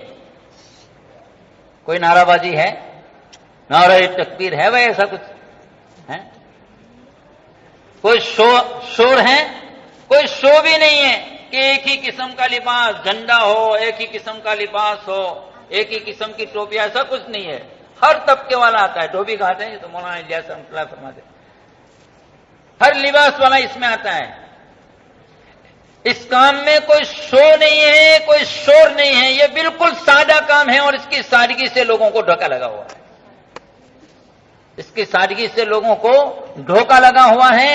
باقی میرے بھائی اور دوستوں، اللہ تبارک و تعالیٰ نے ایسا کام دیا ہے کہ اگر اس کام کو ہم سینے سے لگا کر صحیح فکروں کے ساتھ بزرگوں کے منشا کے مطابق کریں گے تو اللہ تبارک و تعالیٰ اس کام کی برکت سے ہمارے اندر کا باطل بھی توڑیں گے اور باہر کا، دنیا کا باطل بھی توڑیں گے. اللہ نے اس میں بڑی طاقت رکھی ہے، اللہ نے اس میں بڑی قوت رکھی ہے. اس لیے نیت اور ارادہ کرو کہ انشاءاللہ یہ کام کریں گے. کرتے کرتے مریں گے اور مرتے مرتے کریں گے. کیسے کریں گے بھائی؟ تو کب کریں گے؟ کب کرو گے بھائی؟ اچھا ایک کام کرو، اس مجمع میں جنہوں نے ابھی تک 4 مہینے نہیں دیے ہیں، اس مجمع میں جنہوں نے ابھی تک 4 مہینے نہیں دیے ہیں، وہ یہ نیت کریں کہ مجھے 4 مہینے لگانے ہیں. اور کب لگانے ہیں؟ یہ کون سا مہینہ چل رہا ہے؟ ستمبر. کون سا مہینہ چل رہا ہے بھائی؟ ستمبر. ستمبر، اکتوبر، نومبر، دسمبر، 4 مہینے اس سال کے پورا ہونے میں باقی ہے. دسمبر کے آخری تاریخ تک ہم آپ کو مہلت دیتے ہیں. یہ نیت کر کے کھڑے ہو جاؤں کہ 4 مہینے میں ابھی سے لے کر دسمبر کے آخری تاریخ تک میں انشاءاللہ میں اپنے کام کاج کی ترتیب بنا کر 4 مہینے اللہ کے راستے میں نکلوں گا. ایسا کوئی ہے جو یہ کہے کہ انشاءاللہ 4 مہینے کے اندر ترتیب بنا کر 4 مہینے اللہ کے راستے میں نکلوں گا؟ ذرا ہمت کر کے کھڑے ہو کر بتاؤ. کھڑے ہو جاؤ، اپنی اپنی جگہ پر کھڑے ہو جاؤ. ہاں، ہمت کر کے کرو. دیکھو ہم نقد نہیں مانگ رہے ہیں. ہمارے دوسرے ساتھیوں نے تو آپ کے پاس سے نقد مانگا، میں ادھار مانگ رہا ہوں. ہمت کر کے کرو. سچی نیت ہوگی، پکا ارادہ ہوگا، اللہ سے مانگو گے، اللہ آسان کریں گے. ہاں کرو، ہمت کر کے کھڑے ہو جاؤ. ہمت کرو بھائی. خاص طور سے ایسے لوگ جن کے ابھی تک 4 مہینے نہیں لگے، وہ ہمت کریں. ہمت کریں گے، نیت کریں گے پہلے، اور پھر ہمت کریں گے، اللہ آسان کریں گے. اس وقت لاکھوں کی تعداد میں لوگ 4 مہینے چل رہے ہیں. ان کا کچھ نقصان نہیں ہوا، نہ ہوتا ہے، ہمارا بھی کچھ نہیں ہوگا انشاءاللہ. بولو ہمت کر کے، ہمت کرو. ارے بھائی ابھی تو ستمبر کی کون سی تاریخ ہے؟ آج 9 تاریخ ہے. پورے 3.25 مہینے کی مہلت ہے. یہ آپ کو مہلت اس لیے دی جا رہی ہے کہ آپ اپنا نظام بھی بنائیں، ترتیب بھی بنائیں، اور 4 مہینے تک اللہ سے مانگیں. میں نے عربی سوم میں چلہ لگایا تھا، اور اس چلے میں سال کی نیت کی تھی. 4 سال تک دورے تک میں دعا مانگتا رہا. حالات ایسے تھے کہ سال نہ لگے، لیکن وہ نیت کی تھی. 4 سال سے اللہ سے مانگتے رہے تو اللہ نے سال لگوا دیا. بیچ میں ایسے حالات آئے کہ سال نہ لگے، پھر بھی اللہ نے وہ حالات دور کر دیا اور سال لگ گیا. آپ لوگ نیت کرو گے، اللہ آسان کر دیں گے. کرو نیت، کھڑے ہو جاؤ بھائی، اور کھڑے ہو. ان سب کے نام لکھ لو، نہیں دیر لگے گی، انشاءاللہ بھی دعا ہوگی. بھائی آپ نیت کے ہیں تو اللہ سے مانگتے بھی رہیں.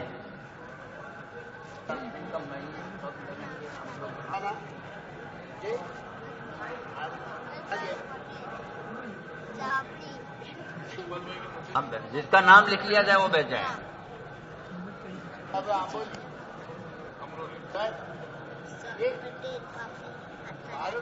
بھائی یہ جب تک نام لکھے جا رہے ہیں، جس کے بھی دل میں آئے وہ کھڑا ہو سکتا ہے.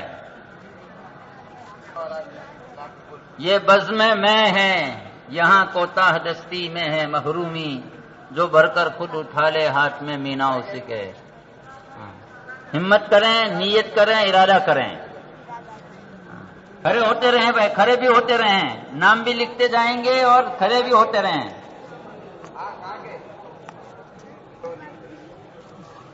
مظفر بھائی اور پاس ماشاء اللہ. چلو بھائی ابھی نام لکھ لیں. ایک منٹ، یہ نام لکھ لیں تو لکھ لیتے ہیں. ہاں بھائی ماشاء اللہ، کھڑے ہوتے رہیں.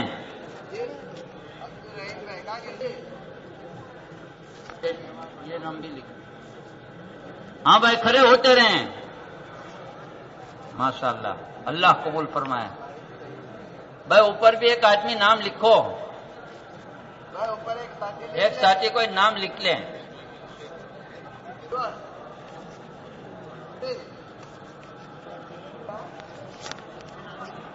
یہ تینوں باقی ہیں.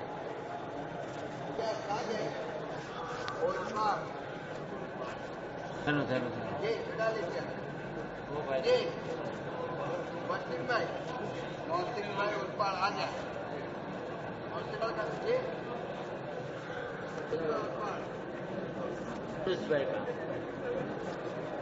وہ بھائی ابھی نام نہیں لکھنا، آپ کھڑے رہو، وہ نام لکھ لو. نام بولو ذرا.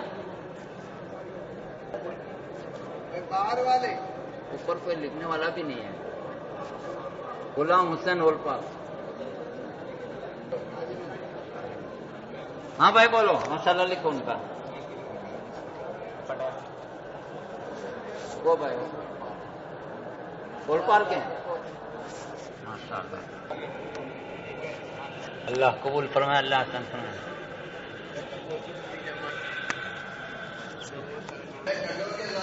عمران بھائی حریف ہیں ان کی بھی تشکیلات کے تو وہ بھی کھڑے ہو گئے تائیں ہیں ماشاء اللہ عارف بھائی مہمان ہیں ہاں اور تو آپ کے ساتھی وہ کھڑے ہو جائیں ایک باہر کھڑے ہیں باہر عمران بھائی حریف ماشاء اللہ اللہ قبول کر اور آپ کے ساتھی ہو تو مجھے وہ کھڑے کریں ہاں امتیاز بھائی مہمان ہمارے اللہ قبول کروں اور بتاؤ میں اور بتاؤ ماشاء اللہ ہمت کر رہی پونے 4 مہینے کا وقفہ دیا ہے تیاری کی ہمت کر کے بتاؤ اللہ آسان کرے بھائی اللہ کے راستے میں جانے والی جو جماعت ہے تو اگر باہر ہے کسی کوئی ساتھی تو اندر تشریف لے آئے دیکھو دعا ہو رہی ہے اور دعا کے بعد اس کا مسافہ ہوگا اور پھر ان کو یہاں ٹھہرنا ہے ان کا کھانا کا انتظام بھی ہے اور دور کے بعد ان کے اوپر روانگی کی بات ہوگی تو بھائی جو باہر ہے اگر اللہ کے راستے میں جانے والے وہ اندر قریب تشریف لے آئے اپنے امیر صاحب کے ساتھ بیٹھے ہیں اور جو انتظامی لائن میں جو ساتھی ہیں جو خدمت کرے اللہ قبول فرمائے لیکن دعا ہو رہی وہ اپنے کام کو تھوڑی دیر کے لیے چھوڑ کر اندر تشریف لے آئے بھائی قریب آ جائے دیکھو دعا ہو رہی جو حضرات گھر جا رہے ہیں وہ نیت کریں کہ انشاءاللہ ہمیں مقامی اعمال کرنے ہیں اور ہمارے یہاں جو جماعتیں آتی ہے ان جماعتوں کی نصرت کرنا ہے نصرت کیا ہے جانتے ہو ان کے ساتھ اعمال میں جڑنا ان کو ملاقاتیں کروانا ان کا ساتھ دینا ہمارا تھوڑی دیر کا ساتھ ان کو جماتا ہے بہت سی جماعتیں آپس میں انتشار ہوتا ہے من دکھ ہوتا ہے وقت صحیح ساتھی امیر صاحب کو پریشان کرتا ہے ہمارے مقامی ساتھی ان کے ساتھ ہوں گے تو وہ بھی اپنا شرم کی وجہ سے وقت صحیح گزاریں گے تو اتنا فائدہ ہو جائے گا دھیان توجہ سے وہ ہماری وجہ سے تعلیم میں بیٹھے ہیں تو دھیان توجہ سے اللہ رسول کی بات سنیں گے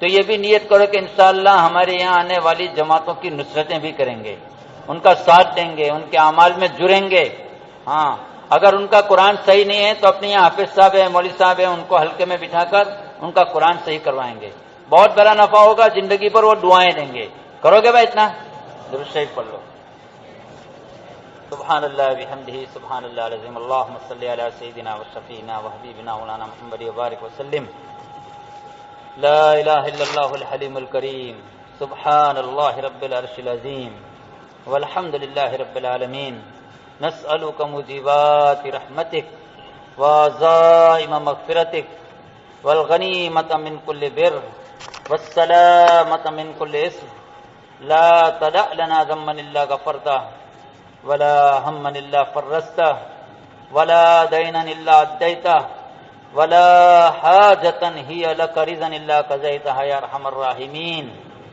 اليك ربي فحببنا وفي اعيننا لك ربي فذللنا وفي اعين الناس فعظمنا ومن سيئ الاخلاق فجنبنا وعلى صالح الاخلاق فقومنا وعلى الصراط المستقيم فثبتنا وعلى الاعداء اعدائك اعداء الاسلام فانصرنا اللهم انصرنا ولا تنصر علينا اللهم امكرنا ولا تمكر علينا اللهم زدنا ولا تنقصنا ولا تسلط علينا من لا يرحمنا اللهم لا تكلنا الى انفسنا طرفة عين فإنك إن تكلنا إلى أنفسنا تكلنا إلى ضعف وعورة وذنب وخطيئة اللهم لا سهل إلا ما جعلته سهلا وأنت تجعل الحزن سهلا إذا شئت يا أرحم الراحمين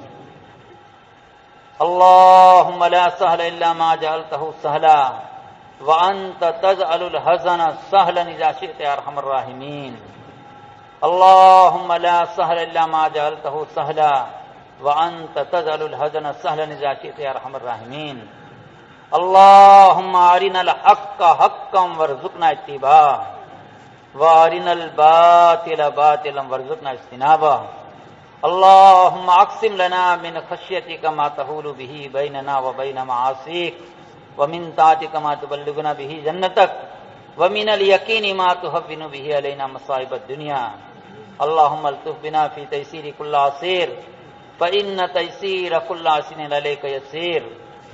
اللهم إنا نسألك العفو والعافية والمعافاة في الدين والدنيا والآخرة. اللهم إنا نسألك علما نافعا ورزقا واسعا حلالا طيبا وعملا صالحا متقبلا وشفاء من كل داء.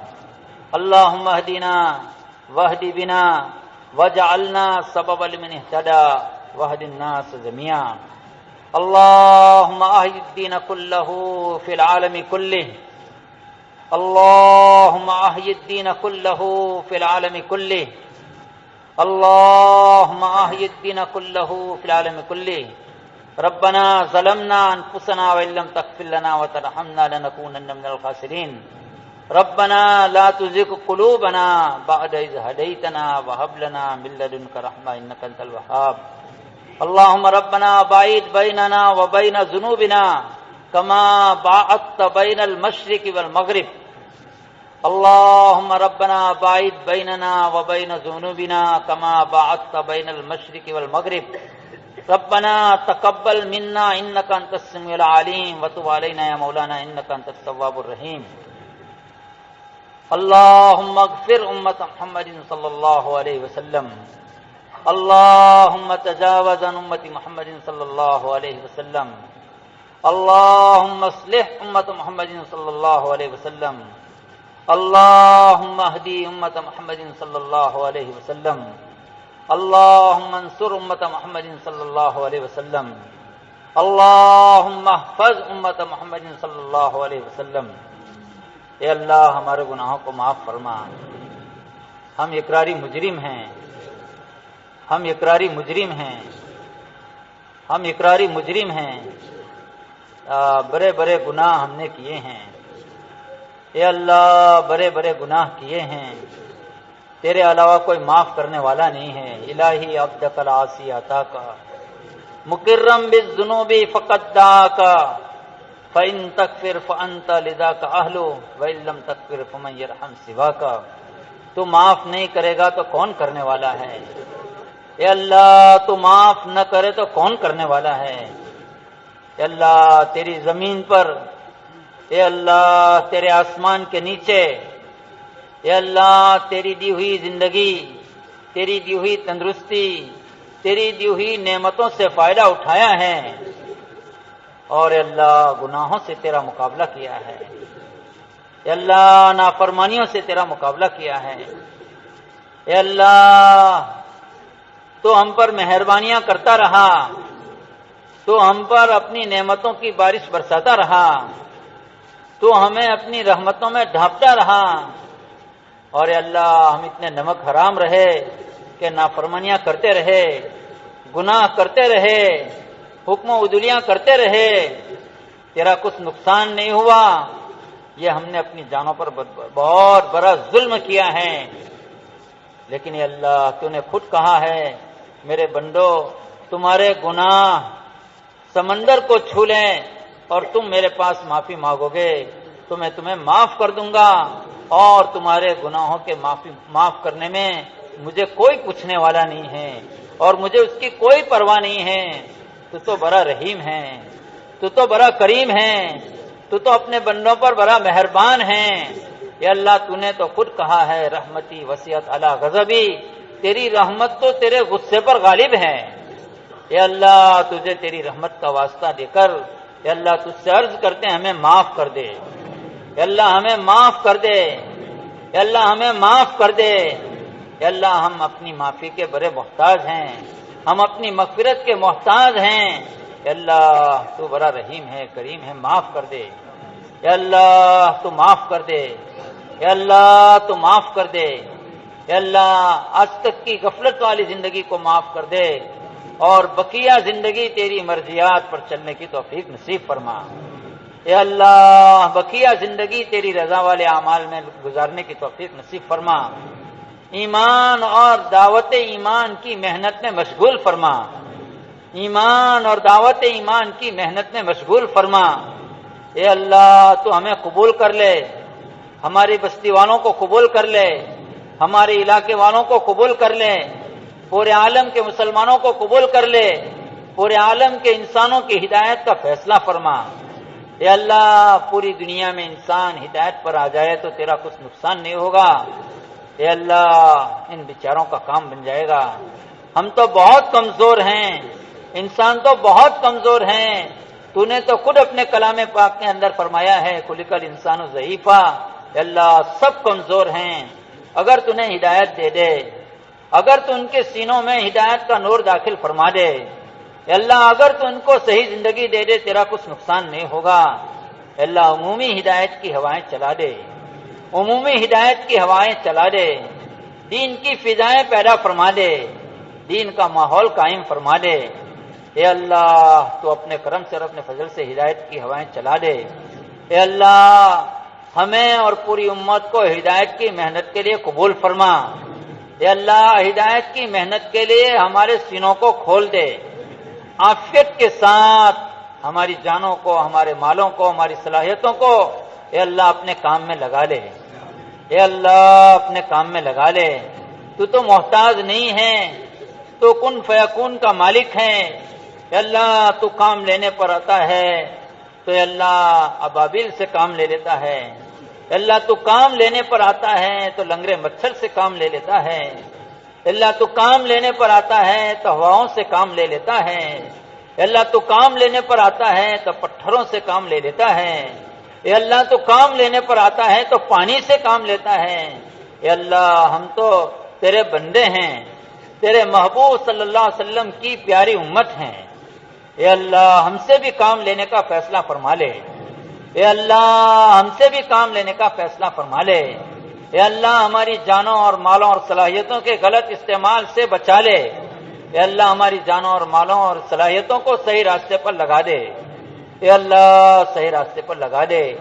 غفلت والی زندگی سے سچی پکی توبہ کی توفیق نصیب فرما۔ اے اللہ نافرمانی والی زندگی سے سچی پکی توبہ کی توفیق نصیب فرما۔ اطاعت و فرما برداری والی اور دین کی دعوت والی زندگی نصیب فرما، دین کی محنت والی زندگی نصیب فرما۔ اے اللہ جب تک زندہ رکھے ایمان، اور اے اللہ ایمان کی محنت میں مشغول فرما۔ اے اللہ ایمان اور ایمان کی محنت میں مشغول فرما۔ ہمارے مزاج دینی بنا دے، ہمارے جذبات دینی بنا دے۔ اے اللہ ہمیں دین کا شوق نصیب فرما۔ اے اللہ ہمیں تیرے احکامات پر چلنے کا شوق نصیب فرما۔ اے اللہ تیرے محبوب کی پاکیزہ زندگی اپنانے کا شوق نصیب فرما۔ اے اللہ جتنے غلط قسم کے شوق ہیں ان سب کی نفرت دلوں میں پیدا فرما دے۔ اے اللہ جتنی غلط قسم کے اللہ جذبات ہے اس کی نفرت دلوں میں پیدا فرما دے۔ اے اللہ جیسے اللہ آدمی کو پاخانے سے گھن آتی ہے، اے اللہ ہمیں گناہوں سے گھن آئے ایسا مزاج ہمارا بنا دے۔ اے اللہ ایسا مزاج ہمارا بنا دے۔ اے اللہ ایسا مزاج ہمارا بنا دے۔ اے اللہ ہمیں قبول فرما لے۔ اے اللہ ہمیں قبول فرما لے، ہماری نسلوں کو قبول فرما لے۔ تیرا کچھ نقصان نہیں ہوگا، ہمارا کام بن جائے گا۔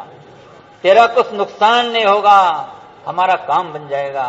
اے اللہ ہماری زندگیاں صحیح ہو جائے گی، تیرے نبی کی آنکھیں ٹھنڈی ہو جائے گی۔ اے اللہ تجھے تو تیرے نبی بہت پیارے تھے، تجھے تو تیرے نبی بہت محبوب تھے، تجھے تو اپنے نبی کی اے اللہ ادنا رنجش بھی منظور نہیں تھی۔ اے اللہ تو نے تو خود ایک مرتبہ رنجیدہ تھے تو سلام کہلوا کر خیریت پوچھی تھی، اور تیرے نبی نے اے اللہ یہ کہا تھا کہ مجھے میری امت کا غم ہے۔ اے اللہ تیرے نبی علیہ الصلوۃ والسلام کو اے اللہ اگر ہماری زندگیاں صحیح ہو گئی تو تیرے نبی علیہ الصلوۃ والسلام کو ٹھنڈک پہنچے گی۔ اے اللہ ہماری زندگیوں کو صحیح کر دے، عافیت کے ساتھ دعوت کی محنت میں ہمیں چلا دے، دعوت کی محنت میں ہمیں قبول فرما لے، ہماری نسلوں کو قبول فرما لے۔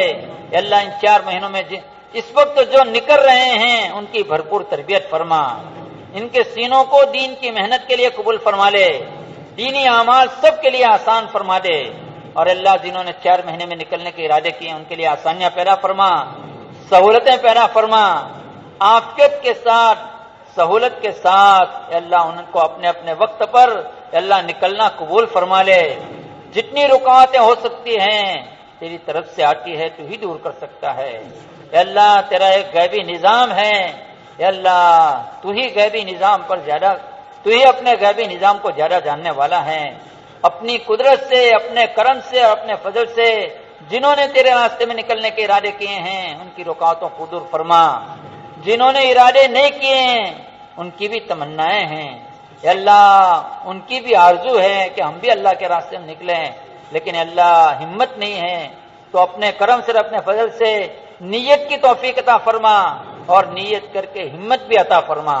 اے اللہ تو نیت کی توفیق عطا فرما اور نیت کر کے ہمت بھی عطا فرما. اور اے اللہ اپنے راستے کی محنت کے لیے ہم سب کو قبول فرما لے. اے اللہ 2 دن میں جو کچھ کہا سنا، کہنے سننے سے زیادہ عمل کے محتاج ہیں. اے اللہ ہمارے قدموں کو عمل پر کھڑا فرما دے. تو نے تو بہت آسان دین دیا ہے اور ہمارے زمانے میں تو تو نے بہت ہی آسان کر دیا ہے. اے اللہ چونکہ ایمان کمزور ہے، یقین کمزور ہے، تیری ذات عالی کا تعلق کمزور ہے، جس کی وجہ سے دین ہمیں مشکل معلوم ہو رہا ہے. تو نے تو خود اس کو آسان کیا ہے. تو نے تو خود اس کی آسانی کا قرآن میں اے اللہ صاف بیان کیا ہے. اے اللہ تو اپنے کرم سے اور اپنے فضل سے ہمارے لیے آسان فرما دے. اے اللہ ہمارے لیے آسان فرما دے. اے اللہ جو کچھ بیانات ہوئے اے اللہ بیان کرنے والے بھی محتاج ہیں، سننے والے بھی محتاج ہیں. جو کہا گیا سنا گیا سب دلوں میں اتار دے اور اے اللہ ہماری زندگی کو عمل پر ڈال دے. اے اللہ ہماری زندگی کو عمل پر ڈال دے. اے اللہ ہماری زندگی کو عمل پر ڈال دے. جنہوں نے جو نیتیں کی ہیں اے اللہ ان کی ساری نیتوں کو پوری فرما. اے اللہ اپنے کرم سے اور اپنے فضل سے موت تک دعوت کے کام کے لیے ہمیں قبول فرما لے. کرتے کرتے مریں اور مرتے مرتے کریں ایسی شکلیں پیدا فرما دے. اے اللہ جب تک زندہ رکھے ایمان اور ایمان کی محنت میں مشغول فرما. اور جب اللہ ہماری موت آئے تو اس حالت میں ہماری موت ہو کہ ہماری زبانوں پر کلمہ شہادت اشہد ان لا الہ الا اللہ واشہد ان محمد رسول اللہ جاری ہو. تیرے کسی بندے اور بندے کا ہم پر حق نہ ہو. اے اللہ ہم میں جو بیمار ہیں انہیں شفا کاملہ عاجلہ دائمہ مستمرہ نصیب فرما. جو پریشان حال ہے ان کی پریشانیوں کو دور فرما. جو بے روزگار ہیں انہیں رزق حلال نصیب فرما. اے اللہ بہت بڑا طبقہ اپنی بیٹیوں اور بیٹوں کی شادیوں کے بارے میں پریشان ہے. اللہ تو نے ہر ایک کے زورے پیدا فرمائے ہیں. اے اللہ تو نے ہر ایک کے زورے مقدر کر دیے ہیں. عافیت کے ساتھ جلدی انہیں زورے عطا فرما کر ماں باپ کی آنکھوں کو ٹھنڈا فرما. عافیت کے ساتھ اے اللہ انہیں زورے عطا فرما کر ماں باپ کی آنکھوں کو ٹھنڈا فرما. اے اللہ جو زورے آپس میں اللہ پریشان ہیں ان میں آپس میں الفتیں پیدا فرما، محبتیں پیدا فرما. اے اللہ ان کی پریشانیوں کو دور فرما، ان کی مصیبتوں کو دور فرما، ان کے حالات کو دور فرما اور آپس میں الفتیں محبتیں قائم فرما. اے اللہ جو جس لائن کی پریشانی کا شکار ہے تو ہی اس پریشانی کو دور کر سکتا ہے. اے اللہ اپنے کرم سے اور اپنے فضل سے ہر ایک کی پریشانی کو دور فرما دے، ہر ایک کی مصیبت کو دور فرما دے. اے اللہ بہت بڑا مجمع ہے، کیا کیا تمنائیں ہیں، کیا کیا حاجتیں ہیں، کیا کیا ضرورتیں ہیں، کیا کیا آرزویں ہیں تو خوب جانتا ہے. ہر ایک کی جائز حاجت کو، جائز تمنا کو پوری کرنے کا فیصلہ فرما دے. اے اللہ ہر ایک کی جائز حاجت کو، جائز تمنا کو پوری کرنے کا فیصلہ فرما دے. اے اللہ جب تک زندہ رکھے ایمان اور اعمال کی محنت میں مشغول فرما. اے اللہ جب ہم دنیا سے رخصت ہوں تو اس حالت میں ہم تیرے پاس آ رہے ہو کہ کلمہ شہادت ہماری زبانوں پر جاری ہو. اے اللہ جب قبر میں جائیں قبر کے عذاب سے ہماری پوری حفاظت فرما. اے اللہ نکیرین کے جوابات آسان فرما. اے اللہ نکیرین کے جوابات آسان فرما. اے اللہ نکیرین کے جوابات آسان فرما. ہماری قبر کو ہمارے لیے جنت کا باغ بنا. اے اللہ ہماری قبر کو ہمارے لیے جنت کا باغ بنا. اے اللہ ہماری قبر کو ہمارے لیے جنت کا باغ بنا. اے اللہ منتہائے نظر تک اسے کشادہ فرما اور جنت کی کھڑکیاں کھول دے. ہم میں سے جن کے ماں باپ، جن کے جو رشتے دار قبر میں جا پہنچے ہیں ایک سبحان اللہ کے محتاج ہیں. اے اللہ ان سب کی مغفرت فرما. اے اللہ انہیں کروٹ کروٹ چین اور سکون نصیب فرما. ان کی قبروں کو نور سے منور فرما. ان کی قبروں میں اللہ جنت کی کھڑکیاں کھول دے اور انہیں اللہ راحت، امن، چین، سکون نصیب فرما. اے اللہ ان کی مغفرت فرما. ہمیں بھی اپنے اپنے وقت پر حسن خاتمہ کی دولت سے مالا مال فرما کر قبر کے عذاب سے ہماری پوری حفاظت فرما. اے اللہ حشر کے میدان میں جب قیامت میں اٹھ کر جائیں تو حشر کی رسوائیوں سے ہماری اور پوری امت کی پوری پوری حفاظت فرما. اے اللہ ہماری اور پوری امت کی پوری پوری حفاظت فرما. اے اللہ ہماری اور پوری امت کی پوری پوری حفاظت فرما. تیرے محبوب صلی اللہ علیہ وسلم کے جھنڈے لواء الحمد کے نیچے جگہ نصیب فرما. اے اللہ تیرے محبوب صلی اللہ علیہ وسلم کے جھنڈے لواء الحمد کے نیچے جگہ نصیب فرما. اے اللہ تیرے محبوب صلی اللہ علیہ وسلم کے ہاتھوں جام کوثر نصیب فرما. اے اللہ ہمیں ان لوگوں میں نہ فرما جن کو قیامت کے دن اے اللہ تیرے نبی علیہ السلام حوض کوثر پر فرمائیں گے سحقن سحقن سحقا. اے اللہ ہمیں تو آپ کی امت میں بنا, ہمیں تو آپ کے ہاتھوں جام کوثر نصیب ہونے والا بنا. اے اللہ محرومین میں سے نہ بنا. اے اللہ محرومین میں سے نہ بنا.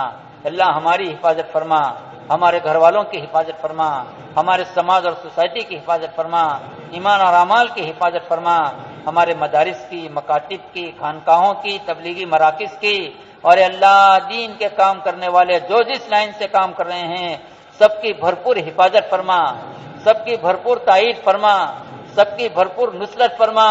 اے اللہ ان دین کے کام کرنے والوں کے سامنے جتنی رکاوٹیں آ سکتی ہیں, سیاسی رکاوٹیں ہو, سماجی رکاوٹیں ہو, جو بھی رکاوٹیں ہو عافیت کے ساتھ ان تمام رکاوٹوں کو دور فرما دے. اور اللہ ان کے کام میں ترقی نصیب فرما. اللہ ان کے کام میں ترقی نصیب فرما. جن حالات سے اے اللہ یہ دو چار ہیں ان حالات کو عافیت کے ساتھ دور فرما. اے اللہ ان حالات کو عافیت کے ساتھ دور فرما. اے اللہ ان حالات کو عافیت کے ساتھ دور فرما. اور تمام دینی کام کرنے والوں کو دین دگنی چار دگنی اللہ ترقی عطا فرما. اے اللہ ترقی عطا فرما. اللہ ترقی عطا فرما. فتین کے فتنوں سے حفاظت فرما, خلل اندازی سے حفاظت فرما, شریروں کی شرارت سے حفاظت فرما. جو تیرے راستے میں جا رہے ہیں ان کی بھرپور تربیت فرما. جتنی جماعتیں دنیا میں چل پھر رہی ہے سب کی بھرپور تربیت فرما. جہاں جہاں یہ کام کر رہے ہیں وہاں دین کی فضائیں قائم فرما, دین کا ماحول قائم فرما, دین کی محنت کو زندہ فرما, لوگوں کو دین کی طرف رجوع نصیب فرما.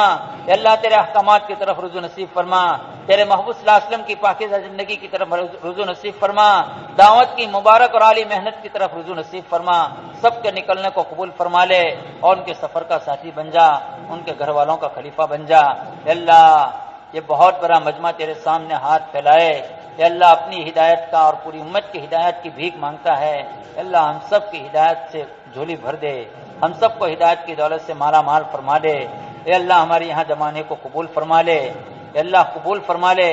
ہماری اولاد کی, ہماری نسلوں کی اے اللہ نجات کا ذریعہ بنا دے. اے اللہ نجات کا ذریعہ بنا دے. اے اللہ نجات کا ذریعہ بنا دے. اللہ ہم نے جو مانگا وہ عطا فرما, جو مانگنے سے رہ گیا وہ عطا فرما.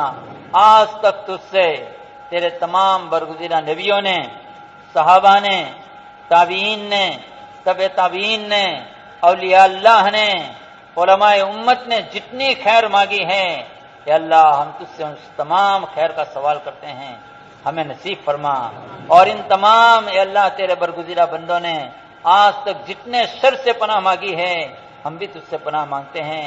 اپنے کرم سے اس شر سے ہماری پوری پوری حفاظت فرما. ہماری دعاؤں کو مذہب اپنے فضل سے, اپنے کرم سے اور اپنے پیارے حبیب حضرت محمد رسول اللہ صلی اللہ علیہ وسلم کے صدقے اور طفیل میں قبول فرما. اللہم انا نسألک من خیر ما سألک منہ نبیک سیدنا محمد صلی اللہ علیہ وسلم ونعوذ بک من شر ما استعاذ بک سیدنا محمد صلی اللہ علیہ وسلم. انت المستعان وعلیک البلاغ ولا حول ولا قوة الا بالله وصلى الله تعالى على خير خلقه ونور عرشه وصحبه اجمعين.